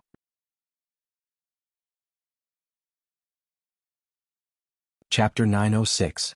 Jiang Pingji had always treated the civil and military officials under her as little dukes, but how could they not treat their lord as a daughter and accommodate her? Su Ku was so angry that her menopause was acting up prematurely. The vile person in her heart had already turned into a shrew. She wanted nothing more than to roll up her sleeves and kill those people. If he didn't give them a few slaps, he wouldn't know why the flowers were so red. Did they really think that Wanzhou was a charity? Did he really think that they were the stupidest idiots in the world? Did he really think that he could borrow, copy, and read the rich books of the Golden Scale Pavilion without any scruples? Motherf *Ker, eat their food, use their food, live in their house, read their books, and in the end put down her bowl and chopsticks and scold them? Which emperor gave him the right to do so? Seeing that the black aura surrounding Su Ku was getting thicker and thicker, as if he had hit a bottleneck, Wanzhou's chief steward Su Ku finally flipped out. Gong Liao, come in. When Cheng Yuan, who happened to pass by, heard this, his scalp went numb. He had an ominous premonition. Even though Su Ku had been in charge of internal affairs all these years and was practically rooted in Xiangyang district, rarely going out for official business, Cheng Yuan did not dare to look down on him. Official Registrar Su, what can I do for you? Su Ku said with a gloomy face, there's something I want you to do. Ruining his mistress's reputation in Wanzhou was no longer just taking advantage of her. If this matter reaches the ears of the Lord, she will definitely reprimand us for not governing properly.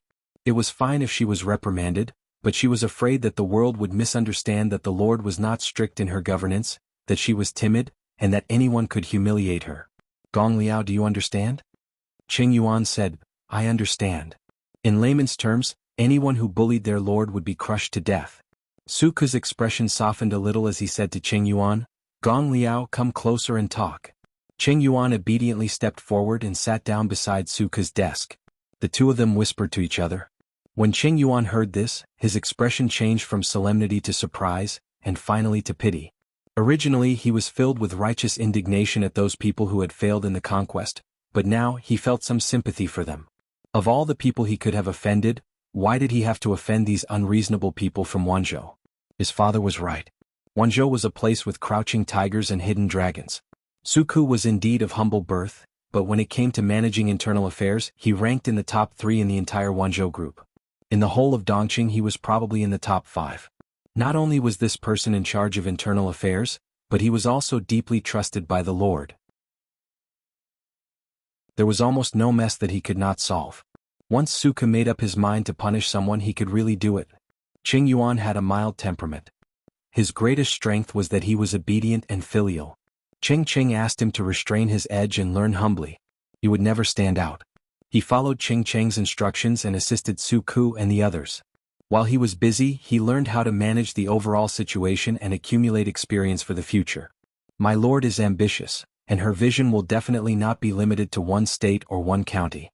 When the shop was completely opened in the future, she would definitely send her trusted aides to various places. That would be a good opportunity for Qing Yuan to display his talents. In the end, Qing Yuan said worriedly, "Registrar Su, if we do this, I'm afraid the outside world will say something bad about the Lord. For example, as the Lord of a province, he didn't have the magnanimity to tolerate, and insisted on competing with a few scholars who said the wrong things.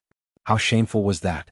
Suku sneered and said, "Do you think the common people have more mouths or those pedantic scholars have more mouths?" This time Qing Yuan did not speak. Suku said, "I remember that Zixiao had a very good saying." Qing Yuan asked curiously, "What did Master Zixiao say?" "Offend anyone but not a writer." At that time, Qing Yuan did not understand what it meant, but after a few days he understood. The scholars who failed in the conquest spouted nonsense and slandered Jiang Pingji everywhere. For several days in a row, there was no reaction from Wanzhou. The 6 of them were even more rampant, jumping up and down incessantly.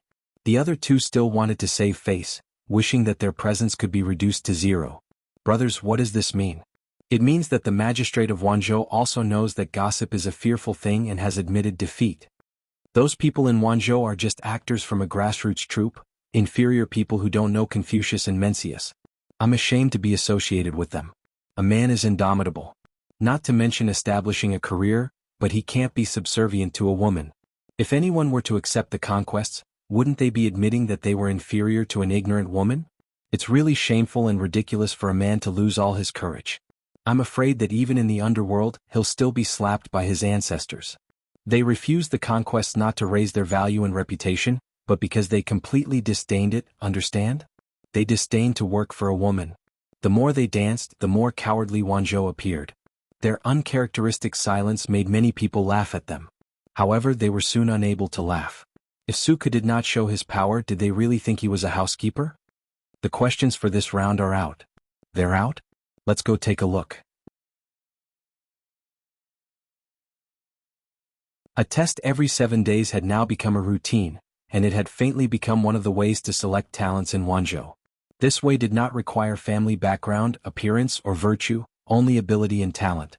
If they met the standards, even if they came from a humble background, they could still enter the eyes of the forces in Wanzhou. For many poor children who sought refuge with no families, this was a golden opportunity to leap over the dragon's gate.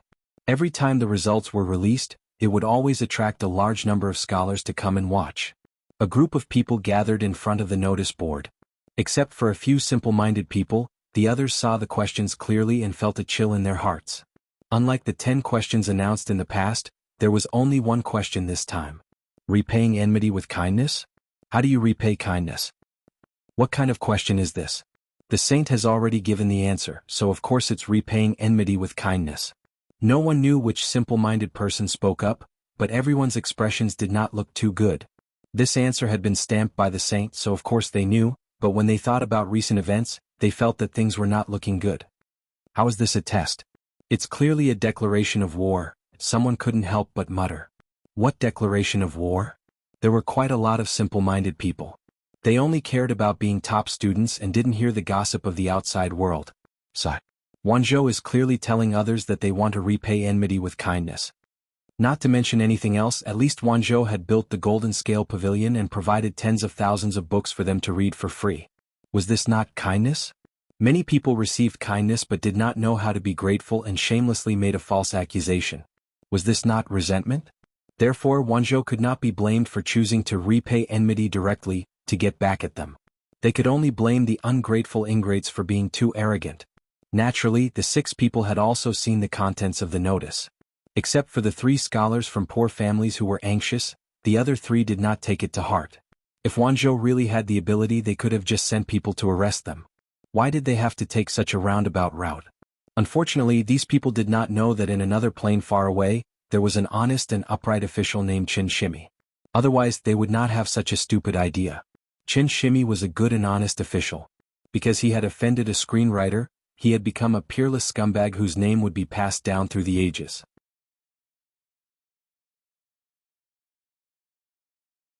Chapter 907. When it came to scumbags, they thought of Qin Shimi. They thought of how he abandoned his wife and son in order to curry favor with the rich and powerful. He could be said to be the representative of scumbags since ancient times. How many people knew that not only did Qin Shimi not abandon his wife and son, but he was also an honest, upright, and outspoken official? This was the power of scholars. With a pen, they could poke a person on the pillar of shame in history and be spurned by people for generations to come. As for the truth? Haha, haven't you heard of this saying? Open your mouth to start a rumor but run your legs to refute it? The people loved melodramatic gossip and preferred stories with ups and downs. As for the truth, few people cared. That Lu Shi is really a shrew. Does she want to shed all pretense of cordiality and hold it against us? She's a woman. How can she not hold a grudge? Someone snorted disdainfully, but there was a flash of guilt in his eyes. However, this trace of guilt was quickly buried. Jinlin Pavilion was open to the public for free. They had also obtained the right to enter the pavilion. Of course, they were qualified to enjoy all the benefits inside. They did not owe Wanzhou anything. Whether it was borrowing books, copying books, or other benefits, they were all voluntarily provided by Wanzhou. Since it was voluntary, they could not be considered to have received Wanzhou's favor. In this way, how could it be considered to be returning good for evil? Did Wanzhou still want to act like a hooligan and demand repayment? They verbally despised Jiang Pingji's gender, but they were not too stupid. After all, Jiang Pingji had power and influence, but they did not. When they saw the topic on the notice board, they panicked for a while, then immediately comforted themselves. 2 days passed and nothing happened. As expected, it's just a bluff. They had been quiet for 2 days, but now they jumped out again. Not only did they slander Jiang Pingji, but they even criticized Jinlin Pavilion. No matter how they became famous, at least their reputation was better than many unknown people. Black and red were still red. However, the atmosphere was not right. Soon they could not laugh anymore. The scholars who had been chatting with them were all gone. Every time they approached them to discuss something, they would always be rejected with all sorts of reasons. When many familiar faces saw their faces, they covered their noses with their sleeves and quickly walked around them. Occasionally, they could even hear people whispering and glancing at them from time to time. Their eyes were filled with disdain. My dear brothers, in the courtyard of the poetry meet, he saw a few friends sitting on the ground in the distance. Everyone had a satisfied smile on their faces, as though they were discussing something. One of them came forward, but before he could bow, the others scattered like birds and beasts. That person stood rooted to the ground like a block of wood. His face turned red and then green. He was both embarrassed and angry. With great difficulty, he managed to stop a young, thin, and weak scholar and interrogate him. No matter what, he was still a fighter who dared to fight against power. Why did others treat him like this? The scholar said, "You still don't know what happened? I've been focused on studying the ancient books these days. How could I have the time to care about what's going on outside?" There were too many good books in the Golden Scale Pavilion, and he always felt that he didn't have enough time to study. When the scholar from a poor family heard this, the disdain in the depths of his eyes deepened. Before he could react, the scholar said, "If you don't know, you can go to the Golden Scale Market for a while and you'll know." After saying this, the scholar from a poor family was afraid that others would see him mingling with him, so he hurriedly left. The Golden Scale Market was a commercial market not far from the Golden Scale Pavilion. It was also specially built by Jiang Pingji. The Golden Scale Pavilion brought a large flow of people, which was an excellent business opportunity. The flow of people was huge and the business was prosperous. Many people embarked on the road to becoming rich. The Golden Scale Market was full of shops. This was an era where entertainment was lacking. Only Wanzhou had some variety. Many scholars liked to listen to storytellers there. Under Wei Xi's leadership, the storytelling industry in Wanzhou was under the unified jurisdiction of the government. The industry rules were strict. He even found a few talented novelists who specialized in collecting current affairs and gossip. He asked them to compile them into novels and use the storyteller's mouths to tell them to the people. He also set a rule: absolutely no one could say anything unfavorable to Jiang Pingji, not even half a word. Of course they could not be overly exaggerated. They tried their best to let the people understand a real lord. Wuxia used entertainment to control public opinion, and now it was beginning to show results. The people loved their Wanzhou magistrate very much. There were even unmarried women who cried and shouted that they wanted to marry her, even if she was a woman. This meme was even adapted into a script by the novelist. It became the most popular novel in Wanzhou for a time. Probably because the novelist's literary talent was too good, many people were moved to tears. Say, why can't lovers be together in the end? So what if they are both women? Infatuated people should be treated gently. Stories like this made the bystanders dumbfounded. However, the dumbfounded protagonist today was someone else. That person heard the words of the scholar and hurried to the Golden Scale Market. When he passed by a tea house, he suddenly heard his name. He looked in the direction of the voice and saw many people surrounding the tea house. A storyteller in a scholarly robe was telling a story with great emotion. He stood still and listened for a while. His expression became darker and darker. After a long time, the storyteller patted the ruler and said, "If you want to know more, listen to the next chapter." After saying that, he returned to his seat and drank a mouthful of tea to moisten his lips. The people nearby wailed, "You old man, aren't you a little too disloyal? Why are you deliberately blocking here and making people unable to go up or down?" That's right, finish it in one go. If you don't finish, I feel like there's a cat scratching at my heart. Sigh, I can't sleep today. Even storytellers can't be so broken. You're obviously deliberately leaving people hanging. One day with a knife in hand, I'll kill all the sequence-breaking dogs in the world. The storyteller raised his eyelids and said, "How is it that I'm unwilling to speak? It's clearly that I haven't gotten the manuscript for the next chapter." The people fell silent, but after a moment, they were filled with righteous indignation again. That Zhao Kuang is really shameless. He holds his bowl to eat and then puts it down to curse. Even the women in the brothel wouldn't be so shameless. Hey, I'm not happy when you say that. What's wrong with the women in the brothel? They give money in one hand and take off their pants in the other. It's a proper transaction. They're not like those people, each more shameless than the other. It's just like the book said. More than 10 years of sage books have been learned by the dog. When Zhao Kuang, who was outside the tea house, heard this, his chest tightened and he almost vomited blood. He hurriedly grabbed someone to ask about the contents of the book. That person was also enthusiastic and opened his mouth. A young man named Zhao Kuang heard that a free academy had opened in another country. He and 5 like-minded friends went there to study. Unexpectedly, they encountered bandits and the 6 of them got separated. Zhao Kuang was also lucky. He was saved by a simple tree demon in the mountains. Zhao Kuang was surprised by the beauty of the tree demon. He used flowery words to trick the tree demon into liking him and coaxed the simple tree demon to follow him. Little did he know that Zhao Kuang already had a wife in his hometown. A few days later, Zhao Kuang continued on his journey with the money provided by the tree demon. When he arrived at the academy, Zhao Kuang squandered without restraint. He pretended to be a noble son of an aristocratic family and gained the favor of a great scholar surnamed Lu. The great scholar felt that Zhao Kuang's temperament wasn't firm. After testing him, he didn't intend to put him in an important position. Coincidentally, Zhao Kuang heard that the great scholar had countless books and went to borrow some from the great scholar. The great scholar borrowed them and Zhao Kuang benefited greatly from the books. Using this opportunity, he received help from a noble and was promoted all the way. After he became famous, the tree demon came to Zhao Kuang to repay his debt. However, Zhao Kuang said that the tree demon had bewitched him and burned him to death. When the great scholar heard this, he felt indignant for the tree demon.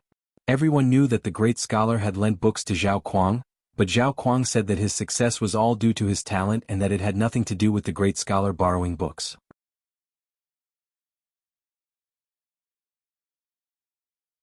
Chapter 908. After saying so much, his tongue was dry. The scholar hurriedly asked, "What's next?" The storyteller cursed his bad luck. "There's nothing else." The story had just reached the most fascinating part, but there was nothing else.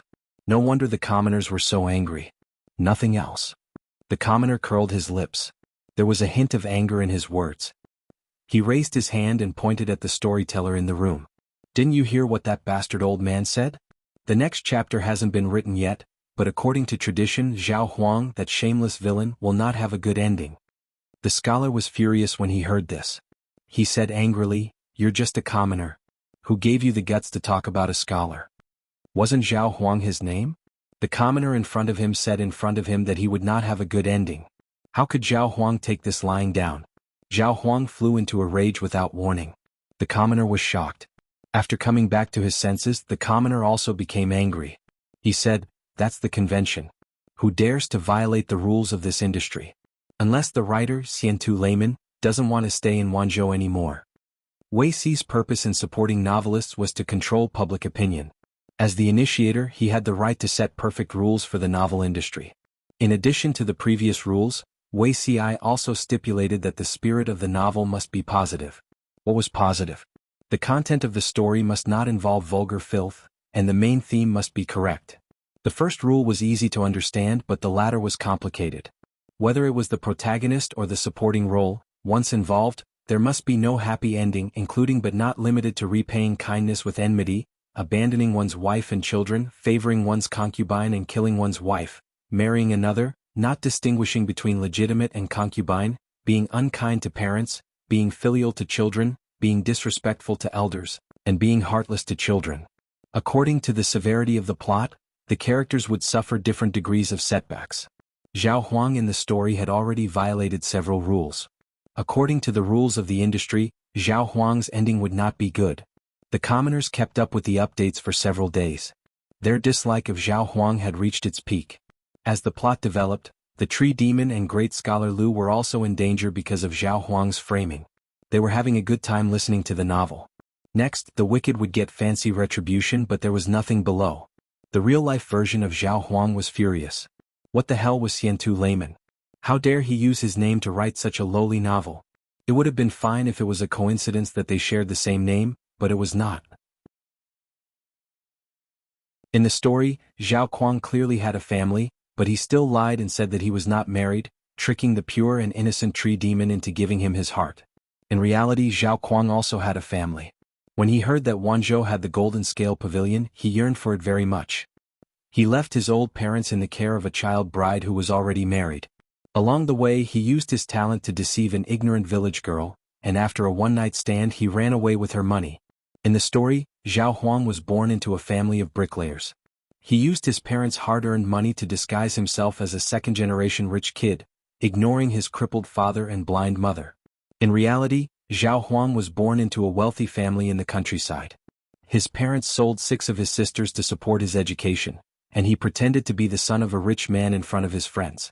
In the story, Zhao Huang borrowed the great scholar's book to have the opportunity to further his studies, but in the end he made a false accusation and wanted to kill the great scholar.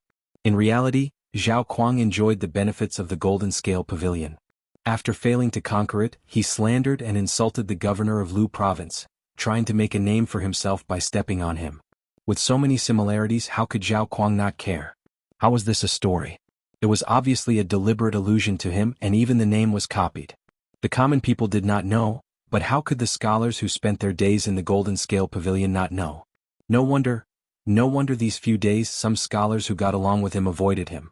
The crux of the problem was actually this. The common people were inexplicably bombarded by Zhao Huang. Before he could get angry, Zhao Huang had already flung his sleeves and left. Since the governor of Lu province used such a method to deal with him, don't blame him for being heartless. Jiang Pingji was really wronged. She was so busy, how could she have the time to care about 1 or 2 small shrimps? Zhao Huang shamelessly stayed in the Golden Scale Pavilion. In his opinion, being ostracized and treated coldly by a few scholars was nothing. It was naive and laughable that the governor of Lu province wanted to use such a method to deal with him. Did the matter end there? Of course not. Monk Xiangfeng was a pen holder in Wanzhou. He was best at writing all kinds of stories, and he was quite famous in the streets. This time he did not write 1 story, but 6 short stories linked together to form a series. In addition to the legend of Zhao Huang, there were 5 other books. The male protagonist of each book was an ungrateful person. His actions were hateful and made people's teeth itch.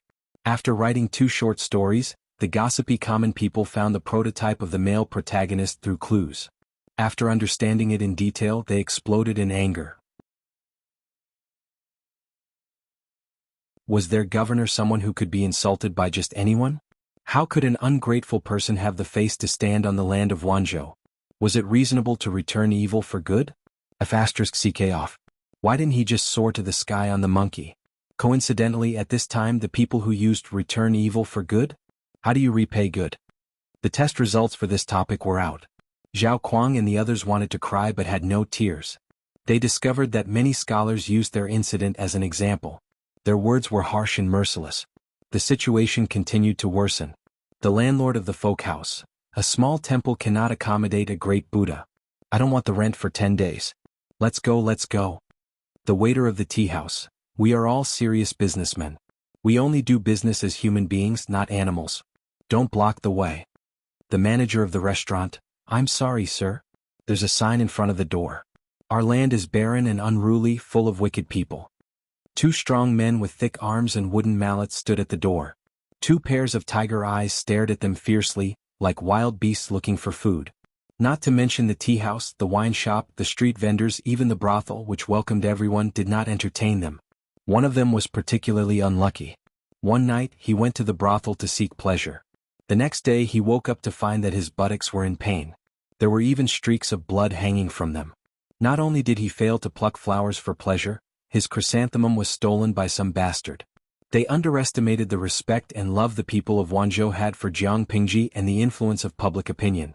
Seeing their reputation destroyed, they could only flee with their tails between their legs in the end.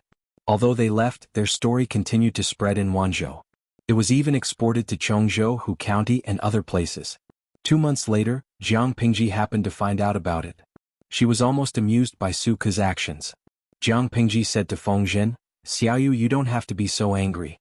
They're just a few scholars who don't know how to appreciate favors. They insulted me. Just chase them out of the Jinling Pavilion and blacklist them forever. Why do you have to go through all this trouble?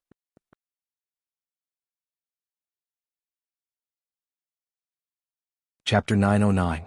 Although he said he was making a mountain out of a molehill, he was very happy in his heart. Jiang Pingji said, according to what you said, none of the scholars who entered the Jinling Pavilion dared to scold me? Humans have a face and trees have a bark. Not everyone is as shameless as those people, Feng Zhen said with a sinister smile. The scholars of the world have received favors from our Lord, so it's naturally inconvenient for them to reprimand you. As long as you don't do anything that infuriates the heavens and the people, your reputation should be fine. She established the Jinling Pavilion and gave favors to the scholars in the world. As long as the scholars still had some dignity, they would not easily fall out with Jiang Pingji. Jiang Pingji pinched her chin. She felt that Feng Zhen's words made sense. Since I'm doing you a favor, I'll do it to the end. Feng Zhen was surprised. What idea did my lord come up with this time? Jiang Pingji took out a booklet from her sleeve. Feng Zhen took it and looked at it. The 4 words Dixia's rhyming book were written neatly on the cover. Feng Zhen smiled bitterly after reading it. I'm already in my 30s. Why would I still need to read Dixia Yun? Keep it for yourself, my lord. The so-called Dixia rhyme book was basically the ancient version of Pinyin, similar to the Qiyun and Guangyun that the livestream viewers were familiar with. The creator of Great Xia rhyme was Prime Minister Huangfu of the previous dynasty. The phonetic transcription of the Great Xia rhyming book was divided into 2 types, straight phonetic and reverse cut. Straight phonetic was to use homophones to transcribe the phonetic of a word, while reverse cut was to use 2 commonly used words to transcribe the phonetic of a word. For example, the direct pronunciation of Kong is the transcription of Kong, and the reverse is Ku and Ong. Thanks to this book of rhymes of the Great Xia dynasty, after the Great Xia dynasty split up, the official language of the 5 countries became the same. Otherwise, there would be different dialects in the world, and it would be impossible for them to communicate properly. Children had to memorize the initial consonants and final consonants in the Dixia rhyming book for the sake of learning in the future. However, the scarier part was that there were 49 initial consonants and 181 final consonants in Dixia rhyming book. Before Meng Tong's enlightenment, he had to memorize 230 common words.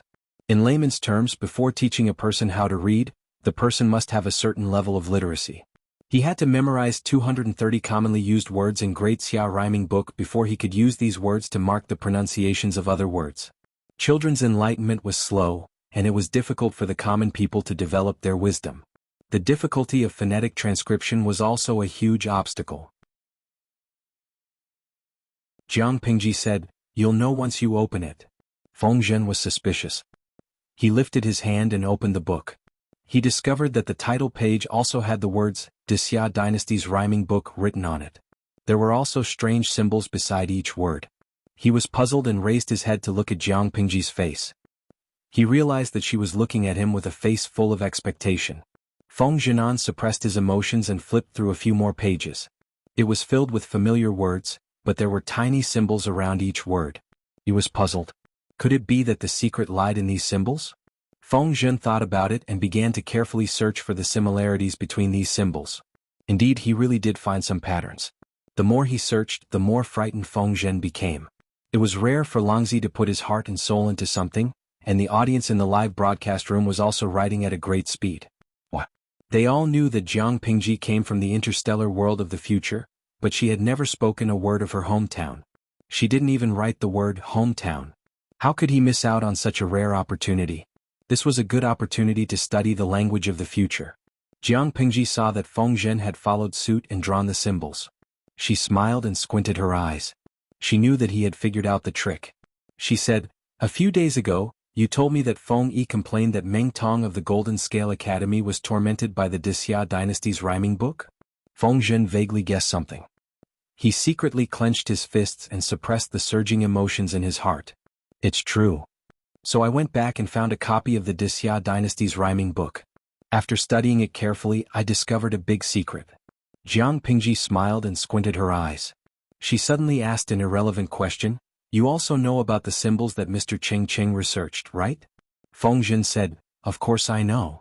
Because of the symbols, the celebrities gathered in Wanzhou were in a heated argument. Everyone had their own opinions on the matter of the symbols. The scene was like charabah. Jiang Pingji said, "I was inspired by this. I was thinking, can I also use different symbols to represent different pronunciations?" In her world there was such a thing as pinyin. The symbols used were completely different from what the audience in the live broadcast room knew. Jiang Pingji didn't use the symbols given by the audience. Instead, she chose the interstellar language that she was familiar with. The Wuxia Dynasty's rhyming book is indeed good, but the threshold is too high. The mechanism is also complicated. It's extremely difficult for ordinary people to get started. If we use these symbols to mark the pronunciations, it'll be much easier. Children only need to remember a few dozen symbols to be able to practice pinyin. Feng Zhen had a guess in his heart, but when he got Jiang Pingji's confirmation, he still couldn't believe his ears. The obviously complicated Wuxia Dynasty's rhyming book could be simplified to this extent? Really, any word can be spelled out? Won't you know if you try? Feng Zhen didn't believe it. He randomly took out 2 books, picked a few dozen words and compared them with the symbols he'd sorted out. After testing it out, it was indeed correct. He blinked his eyes in disbelief. If this simple method of phonetic transcription could be popularized on a large scale, it would save a lot of time and energy. It would also lower the threshold for people to study and give more people from poor families the hope of studying. "I plan to personally go back to Wanzhou," Jiang Pingji said to Feng Zhen. Jiang Pingji said to Feng Zhen, "This brand new rhyming book will be tested in the Jinlin Academy for now to see how it works. If there are no problems, I plan to popularize these phonetic symbols in my own territory." Feng Zhen spent a lot of effort to force himself to calm down. "My lord," Jiang Pingji said, "it's a long road to enlighten the people. The people can't read a word, but if they put their minds to it, they can memorize it in less than 3 days. When the time comes, the government will issue an order. One will be written in normal words, and the other will be marked with symbols. The people can use the phonetic symbols they've memorized to spell out the words one by one. Think about it, if that's the case, how much effort can the government save?" The low literacy rate of the people indirectly affected the efficiency of the government's issuing of government orders. Because they couldn't read, they didn't know what the government had issued. Their eyes were blank and they couldn't understand anything. If they could spell out the words themselves, they would know what was written on the notice. Even if they couldn't read the words, they could read them out. Feng Zhen felt his mouth go dry. He stared at his lord blankly. He didn't look like he was looking at his lord, but like he was looking at a god. Seeing that Feng Zhen didn't respond, Jiang Pingji threw the rhyming book of Wuxia and said angrily, "Do you agree or not?" Feng Zhen was stunned. How could he not agree to such a good thing? Besides, the Lord was the Lord. She was the one who made the decisions. Why was she asking him? Feng Zhen said, "Everything is up to you, my lord." I'm willing to be at your beck and call, even if I have to die 1,000 times. Jiang Pingji said, all right, let's agree. The affairs of Wanzhou are all in your hands. Feng Zhen heard clearly what Jiang Pingji said and broke out in a cold sweat. Jiang Pingji said, didn't I say before that I want to go back to Wanzhou? I asked you if you agreed. You said that I would make the decision.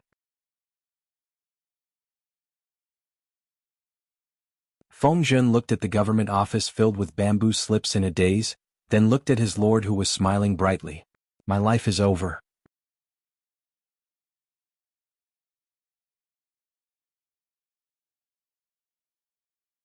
Chapter 9-10. Feng Zisher, that's your lord, not your daughter. Don't be coaxed by her sweet words and forget everything, okay? Qiguan Rang had returned from his patrol and found that his lord had disappeared without a trace. He was furious. Feng Zhen felt wrong too. How would he know that his lord was so treacherous? His lord disappeared without a trace.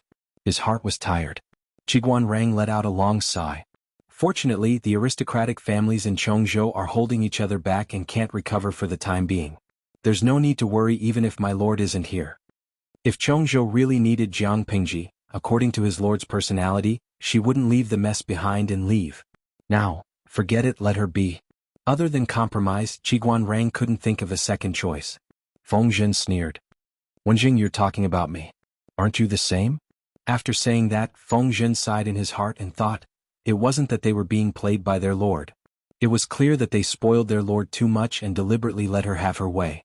The two of them didn't know that their lord, who said she wanted to return to Wanzhou, had taken a small detour on her way back and turned to another place. It was the height of summer and the sun was shining brightly. Under the command of Wei Ci and the others, the main roads in Shangjing had been completed. The buildings in the city were also planned. Zixiao, eat some watermelon. This watermelon has been soaked in a well and is very cold. Eat some to relieve the heat so that you won't faint from the heat. Zhang Ping played the role of a nanny dutifully. He couldn't wait to serve Wei Ci the porcelain beauty. Wei Ci looked up at the sound and took a plate of watermelon from Zhang Ping. The skin was peeled off and the flesh was cut into evenly sized pieces. It was placed on the plate. It was bright red and looked very appetizing. Wei Ci laughed. How can I be so weak? You, on the other hand, are paying less and less attention to your appearance. Look at Zhang Ping's attire. He was dressed in coarse linen clothes and his long hair was wrapped in a cloth. He also had a wet face cloth on his head to block the sun. Why else would they say that Zixiao is an immortal who descended from the heavens and we are mere mortals made of mud? Xiao Guang was panting heavily. His clothes were drenched in sweat again and again. The skin that was exposed was tanned to a dark brown color. He laughed and teased Wei Ci. Zixiao, look at Shiheng and then look at Guang, one is darker than the other. On the other hand, your skin is still as white as snow. I am very jealous when I see it. Xiao Guang had only joined Wanzhou later, but he, Wei Ci and Zhang Ping had lived and eaten together at the construction site in Shangjing for a year, so they naturally had a deep bond. Wei Ci smiled. His skin glowed faintly under the sunlight. He was as pure as a celestial being. What's there to be jealous of? In Ci's opinion, he's at a great disadvantage. Wei Ci joked, I spend a lot of time under the scorching sun every day but my skin never gets tanned. Those who don't know what's going on might think that I'm slacking off and trying to fish in troubled waters. Wei Ci and Xiao Guang were chatting and laughing when the messenger rushed over in a hurry. Wei Ci furrowed his brows. What happened? The messenger replied, reporting to the three sirs, the Lord is outside the camp. What? The three of them widened their eyes in astonishment. Wei Ci, who had not sweated before, could not help but break out in fine hot sweat on his forehead. Quickly go and welcome the Lord. Jiang Pingji's arrival was too sudden. The three of them had not received any news at all. After a flurry of activity, Wei Ci and the others finally saw Jiang Pingji. They bowed respectfully. Greetings, my lord. No need to be so polite. I was just about to rush back to Wanzhou from Chongzhou, so I stopped by to see you. Jiang Pingji dismounted from the horse and took off the bamboo hat on her head to block the sun. She stood in front of the three of them and let out a long sigh. Zixiao has tanned. Shiheng and Chongming have also lost a lot of weight. Zhang Ping and Xiao Guang were speechless. It's not hard at all. It's my duty to share the Lord's worries and burdens. The three of them bowed again, but they could not help but complain in their hearts. They said that Wei Ci had tanned. Are you sure there's nothing wrong with his eyes, my lord? Jiang Pingji had rushed back to Wanzhou for important matters. She made a small detour to Shangjing, so she did not stay for long. The night was cool. Jiang Pingji went to Wei Si's door and knocked lightly. "My lord?" Wei Si was dressed in pajamas and had a light cloak draped over his shoulders. "What brings you here so late at night?" Jiang Pingji entered in a flash and said with a smile, "Zixiao, did you receive the letter I sent you?" Wei Si's hand trembled and his heart skipped a beat. He had the urge to break into a run and run out of the house. "I received it." His heart was flustered and his mind was in a mess. His cheeks were flushed. "It's good that you received it." Jiang Pingji sat down as if there was no one else around. She smiled and asked him, "Zixiao, do you have anything to say to me?" It was dark in the house. Wei Si could barely see the outline of a ball. He did not say a word and prepared to light the lamp. "Zixiao, come here." "There's no need to light the lamp." Wei Si could only retract his foot that had taken half a step and turned to sit near her. As soon as he sat down, his right hand was held by a warm and slender hand. The heat seemed to rush through his skin straight to his heart. "Zixiao, I missed you." Jiang Pingji repeated the contents of the previous letter and asked again, "Don't you have anything to say to me?" It was too dark in the house.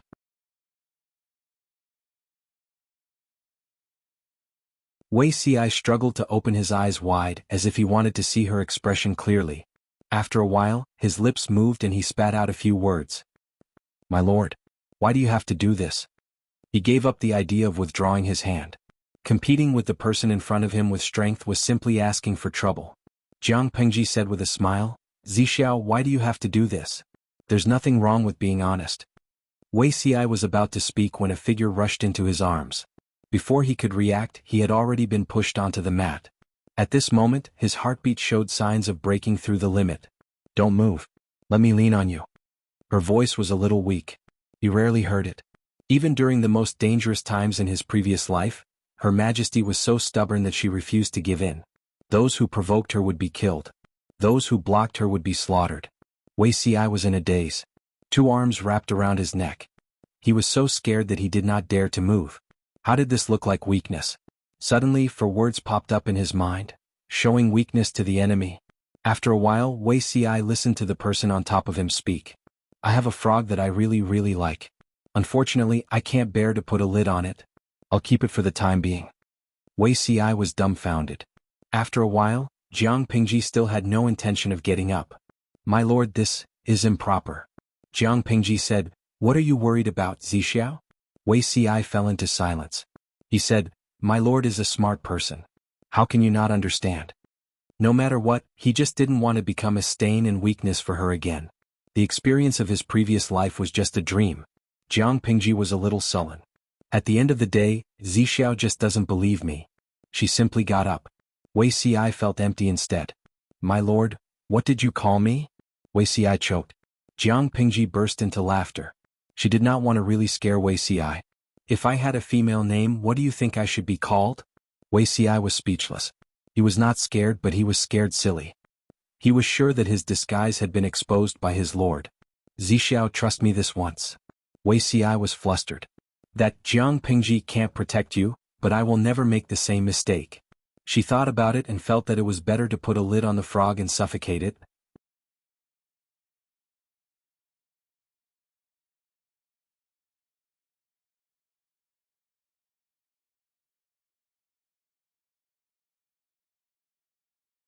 There was a crack on the ground. He really wanted to crawl into it and hide.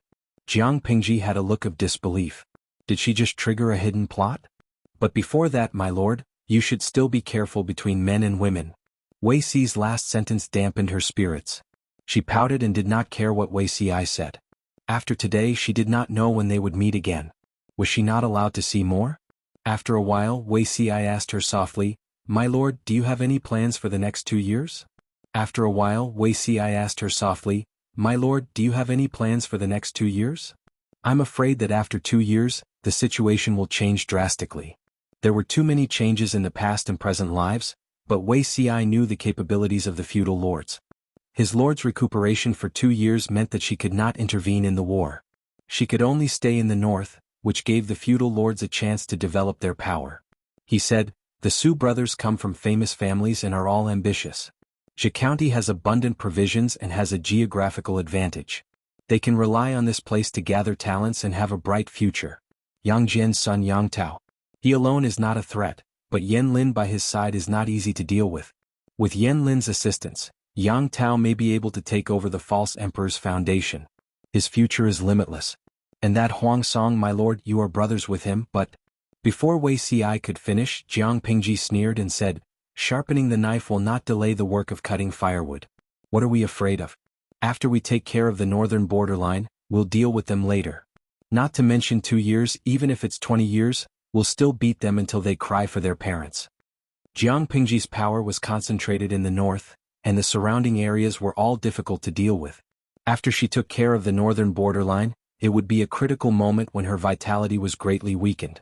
It was very likely that a few of her neighbors would join forces to target her. But would she be afraid of that?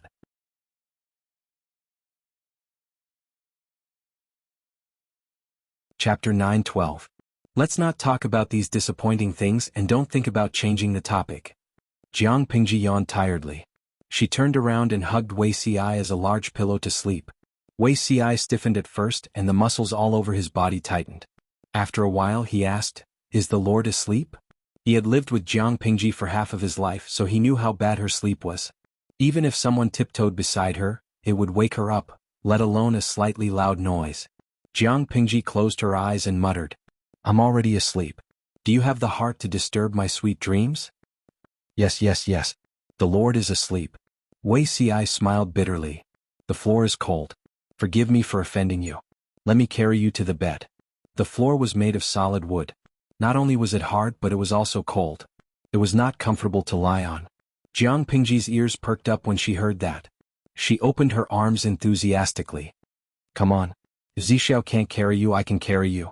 Wei Ci said, "Since the Lord is asleep, don't talk in your sleep." Jiang Pingji pouted. She doubted whether Wei Ci could carry her. Although she was slender, she was tall and muscular.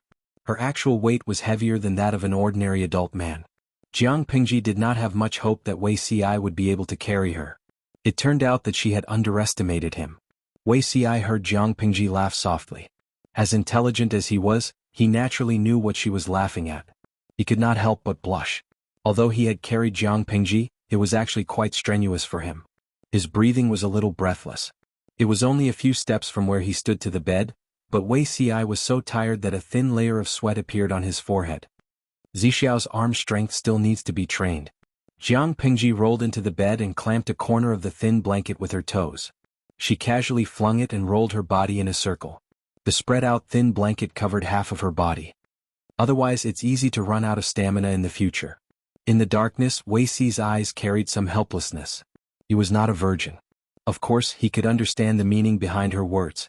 Knowing Jiang Pingji's temperament, Wei Ci did not dare to simply respond to her, in case she pushed her luck. Jiang Pingji accurately stopped Wei Ci from taking another thin blanket and teased him with a smile. "Sleep in the same bed. Summer's Zixiao is very likable." Wei Ci replied, "In that case, my lord disdains me during winter?" "No," Jiang Pingji said, "my lord in winter is very likable to Zixiao." Wei Ci was stunned for a while before he understood what she meant. He was so embarrassed that he could not speak. His heart was burning with anger and his tone carried a hint of annoyance. Who likes it? In the previous life, Her Majesty was so cold and serious. Why was she so glib in this life? He carefully lay down on the edge of the bed. His neck suddenly tightened and Jiang Pingji forcefully pulled him in. Wei Ci had no choice but to accept his fate. In the end, he could not escape the fate of being used as a pillow in summer. In the previous life, Her Majesty at least knew how to restrain herself, but in this life she was becoming more and more lawless. "I like it," Jiang Pingji said. Wei Ci had no choice but to lie flat. "Forget it, how many times can I be harassed in a year? Today I'll let her be." Wei Ci's guess was right. Jiang Pingji came here secretly and could only stay for 2 or 3 days. On the second day she ran away without a trace. She either brought Xiao Guang or Zhang Ping with her. They stared at the scorching sun and carefully inspected the construction progress everywhere. Other than at night they could not see her at all. After 3 days it was time for Jiang Pingji to set off for Wanzhou. People often say that what you think about in the day, you dream about at night. "Zixiao, you have to think about me more. This is an order." Jiang Pingji whispered in his ear. Wuxia did not know if it was because the sun was too bright outside or because he was too nervous, but he felt his whole body breaking out in hot sweat. I have to share my lord's worries and burdens. I have no time to think too much. Jiang Pengji was exasperated, but due to the presence of others, she could not do much. Just you wait, don't cry when the time comes. Wuxia was fearless. At least for the next 10 years he would be safe. Farewell, my lord. He bowed with his hands clasped in front of him. Jiang Pengji was so angry that she laughed. She said to Zhang Ping and Xiao Guang, Shiheng Chongming, I forgot to tell Zixiao something. Zhang Ping and Xiao Guang thought that the two of them were going to talk business, so they tactfully retreated. Jiang Pingji grinned, revealing a few white teeth. Weixi's heart sank. He had a bad premonition. After sending Jiang Pingji away, Zhang Ping and Xiao Guang realized that Weixi's mood was a little off. They thought that the business Jiang Pingji and Wuxia were going to discuss was very serious, so they were a little worried. In fact, Wuxia had not recovered from his shock. The skin on his collarbone rubbed against his clothes, causing a slight and dense pain. It's nothing.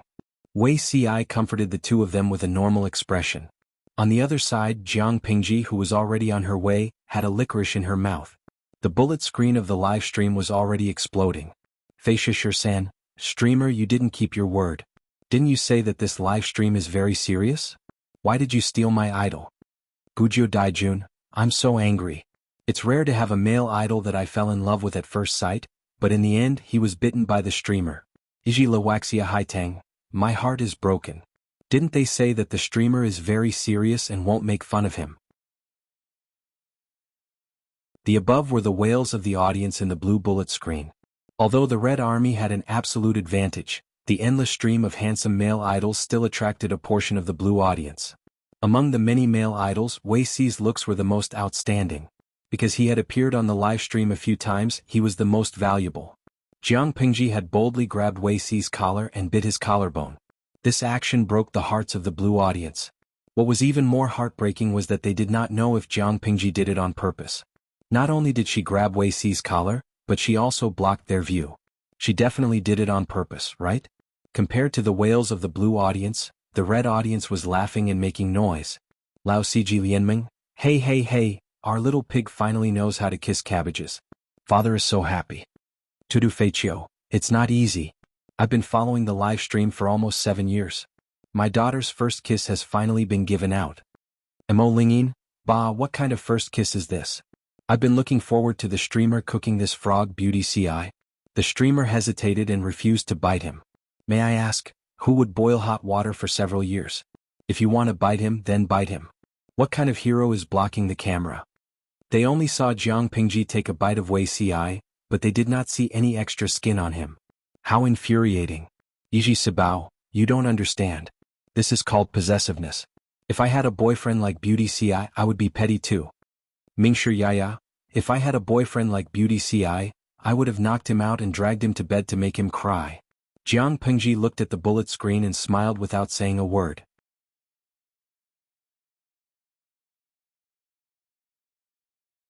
Chapter 9:13.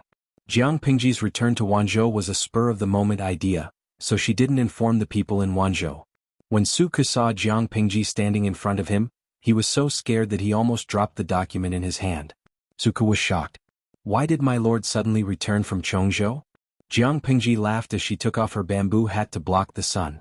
She said, time was tight, so I had to come by myself. Suku was speechless. Even so, my lord shouldn't have traveled alone. If anything happened on the way. Jiang Pingji replied with a smile, I'm afraid the person who can beat your lord hasn't been born yet. I have to come by myself for what I have to do. No one else can replace me. On the way back, I went to Shangjing to see Zixiao and the others. The construction of the provincial government is going smoothly. Suku was helpless. He wanted to say something more, but seeing her forehead covered in hot sweat, he could only get up and make tea for her to cool down. Jiang Pingji took the tea and asked casually, by the way, has Xiaoyu written to Xuanmei recently? Suku's face showed some warmth, but there was still some guilt in his eyes. He said, he writes once a month. She's doing well in Hejian. Since the wedding, he and Xuanmei had been living in separate places all year round. How could sending letters be enough? He missed her very much. Fortunately, he had enough work to do. He didn't have much time to think about it. Jiang Pingji thought about it and said, find a time to send someone to bring Xuanmei and your aunt to Wanzhou. Suke looked surprised. After a while he said in a low voice, but, the person behind Takshu hasn't? Xuanmei was placed in Hejian so that she could avoid Takshu. Suke knew about this. Coincidentally, Hejian County was far away from the chaos of war and the situation in Wanzhou was unsettled, so he was at ease to let his new wife stay in her hometown. Later, the situation in Wanzhou stabilized, but Takshu had never been resolved. He was worried that bringing Xuanmei over would harm her. If it weren't for these concerns, he would have brought Xuanmei and his aunt over when Qiguanrang brought his wife and daughter to Wanzhou. I've already thought about how to deal with Takshu. Jiang Pingji took a sip of tea, and her expression became a little indifferent. Takshu is not the key. I can't let you be alone forever. Being married is better than being unmarried, right? No matter what, you're a man. It's not good if you don't have a wife by your side. I understand men very well. I'm afraid that you can't bear the loneliness and will look for a new lover, which will disappoint Xuanmei's sincerity. What hurts the most to a new driver? Even though he had gotten a driver's license, he still had to walk to work. He felt like he had gotten a fake driving license. Jiang Pingji's eyes became dishonest, and Suke was so angry that he wanted to hit her. My lord knows a lot, he said sarcastically. Jiang Pingji raised her eyebrows. That's true. No matter what, your lord is an old customer who roams the brothels. When it came to bickering, Suke was no match for Jiang Pingji. Why did my lord suddenly think of this? Jiang Pingji said, can't you be considerate to your subordinates? The truth was that Huijun had been pregnant for 10 months and gave birth to a son and a daughter. She counted the next generation of the members of the team with her fingers. Before he went to Chongzhou to take office, Shangguanwan was pregnant. Qiguanrang had a daughter, Feng Jin yearned for a second child, Feng Zhen's Fengyi seemed to have a genetic mutation, Yang Saifenglia did not want to get married, Xiao Guang already had a family, Zhang Ping was an unmarried member of the Keting clan, Meng Hun had no intention of remarrying, Jiang Nongqin wholeheartedly cared for Jiang Pingji and did not consider marriage. When she counted to Suke, she suddenly thought of the young couple who lived in different places. She had already found out who the mastermind was. There was no point in keeping Takshu. In order not to fall out with the mastermind, Jiang Pingji did not plan to do anything to Takshu at the moment. She planned to find an excuse to send Takshu away from her. After Suke heard this, he secretly rolled his eyes. Who would believe this reason? Right, I came back this time for the Golden Scale book. Suke raised his eyebrows. Golden Scale Academy? What's wrong with it? Jiang Pingji said, a while ago, Fengzhen's son wrote a letter to his father, complaining about the Xia Yun Shu. Suke laughed. Fengyi is extremely talented, intelligent, and eager to learn. Master Cheng and Master Yuanjing praised him. He started learning early so the Xia Yun Shu should be nothing to him. Why did my lord rush back from so far away for this? Fengyi is fine, but the other children do not have a foundation, so they are stumbling in their studies. Even with the guidance of a famous teacher, their learning progress is still slow. The phonetic transcription of the Xia Yun Shu, regardless of whether it was direct or indirect, required the learner to have a certain literacy foundation. Apart from Fengyi, the other students of the Golden Scale Academy were all orphans of martyrs who had died in battle. Even martyrs were illiterate, let alone their children. Literacy is difficult, so is reading. My lord is kind enough to provide them with learning conditions for free. This is already a blessing to our ancestors. Suke sighed. Every student goes through this. If they do not learn well, they can only blame themselves for not working hard enough. They could only learn by rote. If they could not, it could only be said that the students did not work hard enough. That may not be the case, Jiang Pingji said. Xiaoyu, invite the teachers here. I have something to discuss with them.